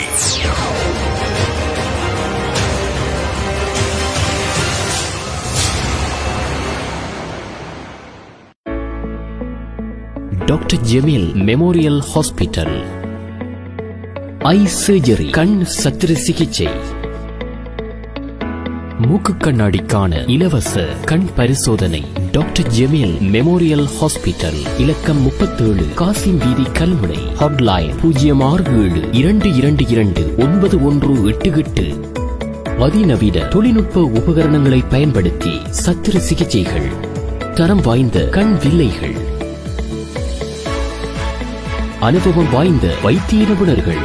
டாக்டர் ஜெமீல் மெமோரியல் ஹாஸ்பிட்டல் பல வருட அனுபவம் பெற்ற கண் சத்திர சிகிச்சை நிபுணர்கள் மூலம் ஜப்பானிய தரத்தில் கண் லென்ஸ்களை கொண்டு ஒவ்வொரு மாதமும் கண் சத்திர சிகிச்சைகள் நியாய கட்டணத்தில், ஏனைய வைத்தியசாலைகளை விட குறைந்த கட்டணத்தில் 36 ஆண்டுகள் அனுபவம் பெற்றது தரம் வாய்ந்த டாக்டர் ஜெமீல் மெமோரியல் ஹாஸ்பிட்டல் சகல வசதிகளையும் கொண்டு கண் சத்திர சிகிச்சை உட்பட அனைத்து சத்திர சிகிச்சைகளையும் மேற்கொண்டு வருகிறது. Doctor Jemeel memorial hospital 37 Kasim வீதி, கல்முனை.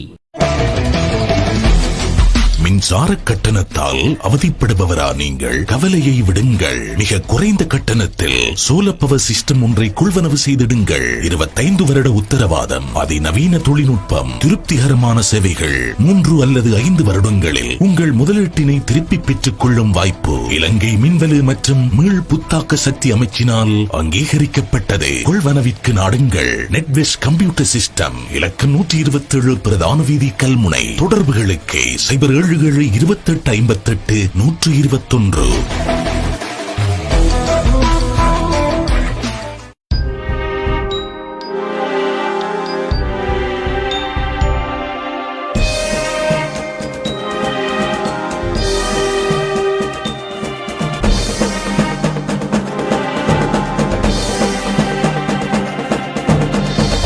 எதிரொலி சமகால அரசியல் நிகழ்வுகளை அலசி ஆராயும் நிகழ்ச்சி எதிரொலி.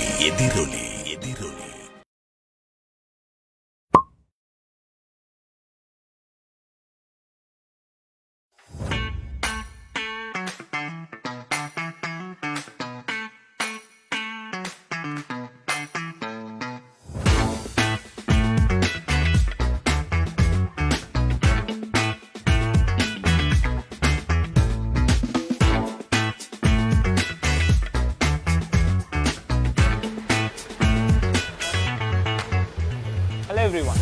டிஜிட்டல் டியூட்ஸுக்காக நான் அல்தாஃப் இலாஹி.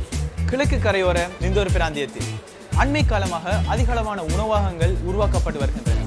உள்ளூர் வாடிக்கையாளர்களுடைய தேவை மாத்திரமில்லாமல் வெளியூர் வாடிக்கையாளர்களுடைய தேவைகளினையும் கருதி மிக பிரமாண்டமான முறையில் உருவாக்கப்பட்டிருக்கின்றது ஆப்பிள்பீஸ் நிறுவனம். இந்த ஆப்பிள்பீஸ் நிறுவனமானது வாடிக்கையாளர்களுக்கு தேவையான வித்தியாசமான உணவுப் பொருட்களினை கொண்டு வந்து தருகிறார்கள். வாருங்கள்.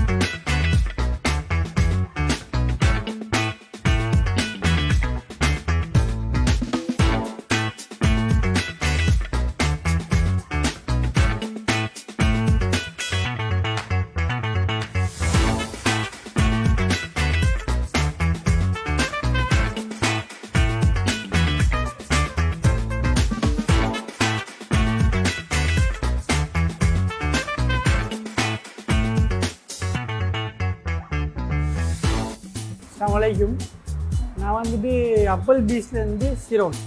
உங்களுக்கு தெரியும், இந்த ஊர் வந்துட்டு மிகவும் பிரபலியமாக போயிட்டுருக்கு. ரெஸ்டாரண்ட் ஹோட்டல்ஸ்ன்னு சொல்லி நிறையவே ட்ரெண்டிங்கில் போயிட்டுருக்கு. அந்த வகையில் நாங்கள் ஒரு புதிய ஒரு ஐடியா ஒன்று எடுத்து ரெஸ்டாரண்ட் ஓப்பன் பண்ணிருக்கோம் 2 months. அப்போ நம்மளோட ரெஸ்டாரண்ட்டை மெப் எங்கே இருக்குன்னு சொன்னால், கல்முனையிலிருந்து அக்கரைப்பத்து நோக்கி வரக்குள்ள லெஃப்ட் சைடில் இடது பக்கமாக ஸ்டார் ஹோட்டலுக்கு முன்னால் ஒரு ரம்மியமான தோட்டத்தில் ஆப்பிள்பீஸ்ன லோகோவோடு நீங்கள் பார்க்கலாம். அக்கரைப்பத்திலிருந்து வந்தாலும் சரிதான், நம்மளோட தேட்டர் ரோடுக்கு நெக்ஸ்ட்டில் இருக்கிறது வந்துட்டு ஆப்பிள்பீஸ்ன லோகோவோட நம்மளோட ரம்மியமான அமைப்போட அவங்களுக்கு தோட்டம் அளிக்கும். இப்போ வந்துட்டு ஒரு புதிய மெனு ஒன்று நான் வந்து அறிமுகப்படுத்திருக்கிறேன், பாகுபலி தாலி. இது வந்துட்டு நம்மளோட சைடில் வந்துட்டு பார்க்க போனோம்னு சொன்னால், கிளம்பு சைடில் நீங்கள் வந்துட்டு பார்க்கலாம். நம்மளோட ஈஸ்டர்ன் சைடை பொறுத்தவரையில் எங்கேயுமே நீங்கள் பார்க்கலாம். அதை வந்துட்டு ஒரே செகண்டில் ஒரு டேபிளில் ஒரு ஃபெமிலியாவோ இல்லை ஒரு கேங்காவோ இருந்து சாப்பிட்ற மாதிரி அந்த எல்லா மெனுவையும் கொஞ்சம் கொஞ்சம் குட்டியாக எல்லாத்தையும் டேஸ்ட் பண்ணுற மாதிரி ஒரு ஐடியா வந்து நான் செஞ்சுட்ருக்கேன். அந்த வகையில் தான் பாகுபலி தாலின்னு சொல்லி ஒன்று இன்ட்ரடியூஸ் பண்ண போகிறேன். இன்ஷால்லா இந்த வீக் வந்துட்டு பாகுபலி தாலி வந்து இன்ட்ரடியூஸ் பண்ணுறதா இருக்குது. எல்லாருக்கும் ஆசை ஒன்று இருக்கும் வந்து எல்லா மெனுவையும் நம்ம சாப்பிட்டு பார்க்கணும். பட் யாருக்குமே நிறைவேற ஆசை. இப்படி ஒரு மெத்தடில் நான் வந்து கொண்டு வரக்குள்ள பாகுபலி தாலின்னு சொல்லி கொண்டு வரக்க நீங்கள் வந்துட்டு எல்லா மெனு இருக்கிறதால அதை நீங்கள் பேக்கேஜ் வைஸாக நீங்கள் ஆர்டர் பண்ணி சாப்பிட்டு கொள்ளையிடும். அந்த பாகுபலியில் வந்துட்டு நார்மல் ஒன்று இருக்குது, லார்ஜ் ஒன்று இருக்குது. அப்படின்னு சொல்லக்குள்ள லார்ஜ் வந்துட்டு ஒரு ஃபெமிலிக்கும் நார்மல் வந்துட்டு 2 பேர் ஒரு கப்பலாக சாப்பிட்ற மாதிரியான செட் பண்ணிருக்கேன். அதில் வந்து எல்லா மெனு இருக்கிறதால நீங்கள் பிரியாணியாக இருக்கட்டும், ஃப்ரெஞ்ச் ஃப்ரையாக இருக்கட்டும், பர்கராக இருக்கட்டும், நான் ரொட்டியாக இருக்கட்டும், தந்தூரி சிக்கனாக இருக்கட்டும், ஈவன் ஃப்ரெஷ் ஜூஸாக இருக்கட்டும், எல்லா ஐட்டத்தையுமே ஒரு டிப்பில் ஆர்டர் பண்ணி சாப்பிட்ற மாதிரி தான் நம்மளோட பாகுபலி தாலிங்கிறது உங்களுக்கு அமைய போகுது. எங்களோட ஃபேஸ்புக் பேஜில் கூட நாங்கள் அப்லோட் பண்ணிருக்கோம். Applebee's ஃபேமிலி ரெஸ்டாரண்ட் நெந்தூரில் அடிக்க நீங்கள் பார்க்கணும். நீங்கள் ஆர்டர் பண்ணிங்கன்னா அடிக்கணும். இப்போ ஒரு ஃபெமிலியாக வரக்க செப்பரேட்டாக நாங்கள் சாப்பிடணும், அந்த ஃபெமிலி செட்டப்போடு எங்கிட்ட இருக்குது. எல்லோரும் வந்துட்டு ஓப்பன் பிளேஸ் வந்து சாப்பிட்றதுக்கு விரும்ப மாட்டாங்க. அப்போ ஃபெமிலி பிளேஸ் வந்துட்டு செப்பரேட்டாக நாங்கள் மேலே ஃபர்ஸ்ட் ஃப்ளோரில் வந்துட்டு நாங்கள் பண்ணி வச்சுருக்கோம். நம்மளோட மெனு எடுத்துட்டிங்கன்னு சொன்னால் ஸ்டார்டர்லேருந்து ஸ்டார்ட் ஆகுது. ஸ்டார்டரை பார்க்க வந்துட்டு சூப் ஐட்டம் இருந்து ஃப்ரெஞ்ச் ஃப்ரை இருந்து அப்படியே ஸ்டார்ட் ஆகி பிரியாணியை வந்துட்டு நான் 2 கேட்டகரி பண்ணி வச்சுருக்கேன். ஒன்று அரேபியன் கேட்டகரி, ஒன்று நம்மளோட ஏபி பிரியாணி ஸ்பெஷல் வச்சுருக்கேன். அரேபியன் கேட்டகரிக்கு வந்துட்டு என்னென்னு சொன்னால் கப்சாவாக இருக்கட்டும், மஜ்பூஸாக இருக்கட்டும், மந்தியாக இருக்கட்டும், சர்பியானாக இருக்கட்டும், வஹாப் ரைஸாக இருக்கட்டும், எல்லாமே வந்து அரேபியன் கேட்டகரிக்குள்ளேயும் mutton biryani, chicken biryani, fish biryani, brown biryani எல்லாமே ஏபி பிரியாணிக்குள்ளேயும், ஃப்ரைட் ரைஸுக்குள்ளே இந்த வெரைட்டிக்குள்ளே வந்துட்டு veg rice, chicken rice, beef rice, Mongolian, நாசிகுரா, மிக்ஸ் ரைஸ் அப்படின்ற ஒரு வெரைட்டியும் நான் ரைஸ் ஐட்டத்துக்குள்ளே 3 கேட்டகரி பண்ணி வச்சுக்கிறேன். பிரியாணியை 2ஆகவும் ரைஸ் ஐட்டத்தையும் கேட்டகரி பண்ணி வச்சுக்கிறேன். டெவில் ஐட்டம் பார்க்கக்குள்ள வந்துட்டு ப்ரௌன் இருக்குது, கட்டல் ஃபிஷ் இருக்குது, பீஃப் இருக்குது, நிறைய வெரைட்டியும் டெவல் ஐட்டத்துக்கு இருக்குது. நம்மளோட பாஸ்தாவாக இருக்கட்டும், கொத்து ஐட்டமாக இருக்கட்டும், நான் ரொட்டியாக இருக்கட்டும், நான் ரொட்டி, தந்தூரி சிக்கன், தந்தூரி நான், அப்படி பல வெரைட்டி, ஃப்ரெஷ் ஜூஸாக இருக்கட்டும், பர்கர், ஷவர்மா, அப்படி ஒரு பல வெரைட்டி எல்லா மெனுவையும் வந்துட்டு ஒரே பிளேஸில் சாப்பிட்ற மாதிரி ஒரு செட்டிங் தான் Applebee's. இப்போ ஒரு வலிமை ஒன்று செய்யணும், வெட்டிங் ஒன்று செய்யணும், ஃபங்க்ஷன் ஒன்று செய்யணும், பர்த்டே பார்ட்டி செய்யணும்னா ஸ்பெஷலாக வந்துட்டு நாங்கள் வந்து அதுக்குண்டே ஒரு செப்பரேட்டாக டெக்கரேட் பண்ணி உங்களுக்கு வந்து தருவோம். நீங்கள் வந்தீங்கன்னு சொன்னால், உதாரணத்துக்கு பிரியாணி எடுக்க வந்தீங்கன்னு சொன்னாலும் சரி, 15 மினிட்ஸ் வந்துட்டு 15 நிமிஷம் வந்துட்டு நீங்கள் குறைஞ்சது வெயிட் பண்ணி தான் எங்களோட சாப்பாடு எடுத்துகிட்டு போயிடும். ஃப்ரெஷ்ஷாக உங்களுக்குண்டு சுட நாங்கள் அவடத்தை ரெடி பண்ணி தருவோம். அடித்து வச்சு அதை ரெடி பண்ணி வச்ச ஐட்டம் எங்கள்கிட்ட இல்லை, அவடத்தையே ஃப்ரெஷ்ஷாக ரெடி பண்ணி தருவோம். எந்த ஐட்டமாக இருந்தாலும் சரி 15 மினிட்ஸ் மேக்ஸிமம் எடுத்து நாங்கள் செஞ்சு தருவோம். சிசிலிங் எங்களோட கடையில் ஸ்பெஷல் என்னன்னு சொன்னால் சிசிலிங் நீங்கள் எடுக்கிறேன்னு சொன்னால் நீங்கள் கிளம்பு சைட் போகணும், இல்லாட்டி போனீஸ், ஜப்பானீஸ் அந்த மாதிரி. நாங்கள் தாய் சோஸ் மெயினாக தாய் சோஸை மெயின் வச்சு சிசிலிங்கை நாங்கள் மேக் பண்ணி ஒரு ட்ரெண்டிங்கில் போயிட்டுருக்கோம். சிசிலிங் எடுத்துக்கொண்டா ஃபிஷ் எடுத்துக்கலும், பீஃப் எடுத்துக்கலும், சிக்கன் எடுத்துக்கலும், ப்ரௌன் எடுத்துக்கலும், கட்டல் ஃபிஷ் கூட நீங்கள் எடுத்துக்கணும். சிசிலிங் வந்துட்டு சுட டேபிளுக்கு அப்படியே சர்வ் பண்ணப்படும். அது கூட ரொட்டி, நான் ரொட்டி இருக்குது, ரைஸ் இருக்குது, அது ஃப்ரீ சர்வில் இருக்குது. இன்னொரு ஃப்ரீ ஐட்டம் ஒன்று இருக்குது அப்படின்னு சொன்னால் ஃபிஷ் சம்பல் சொல்லி ஒரு புது ஐட்டம் இன்ட்ரடியூஸ் பண்ணிருக்கோம். இப்படி பார்க்க போனால் மெனு வந்துட்டு பல வெரைட்டியில் நம்மள்கிட்ட மெனு இருக்குது. நம்மளோட இடமும் அதுக்கு ஏற்ற மாதிரி இருக்குது. நான் 1 டைம் சேலஞ்ச் பண்ணுறேன், நீங்கள் 1 டைம் வந்து சாப்பிட்டு பார்த்துட்டு எனக்கு கமெண்ட்ஸ் பண்ணிட்டு போங்க. சரி, நீங்கள் இப்போ லொக்கேஷன் எடுத்துக்கொண்டீங்கன்னு சொன்னால் Applebee'sங்கிறது வந்துட்டு மெயின் ஸ்ட்ரீட்டில் ஸ்டார் ஹோட்டலுக்கு ஃப்ரண்டில் உங்களுக்கு தெரிஞ்சுட்டு கல்முனையிலேருந்து வந்தீங்கன்னு சொன்னால் லெஃப்ட் சைடும், அக்கரைப்பத்துலேருந்து வந்தீங்கன்னு சொன்னால் ரைட் சைட்லேயும் ஒரு பிரம்மாண்டமான தோட்டத்தில் Applebee'sன்ற லோகோவோட நாங்கள் இருக்க மெயின்.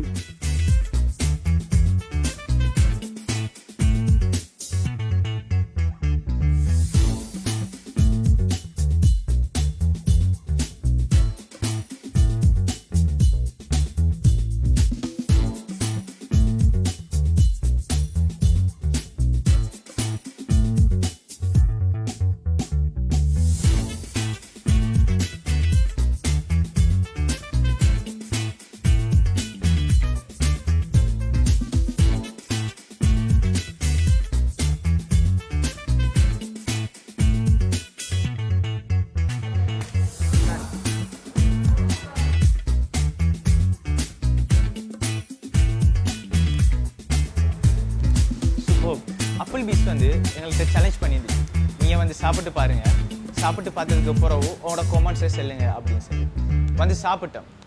நியாயமான விலையில் சூப்பர்பான ஒரு சாப்பாடு அப்பிள் பீஸில் மனதுக்கு நல்ல சாட்டிஸ்ஃபேக்ஷனை தரக்கூடிய மாதிரி இருந்துச்சு.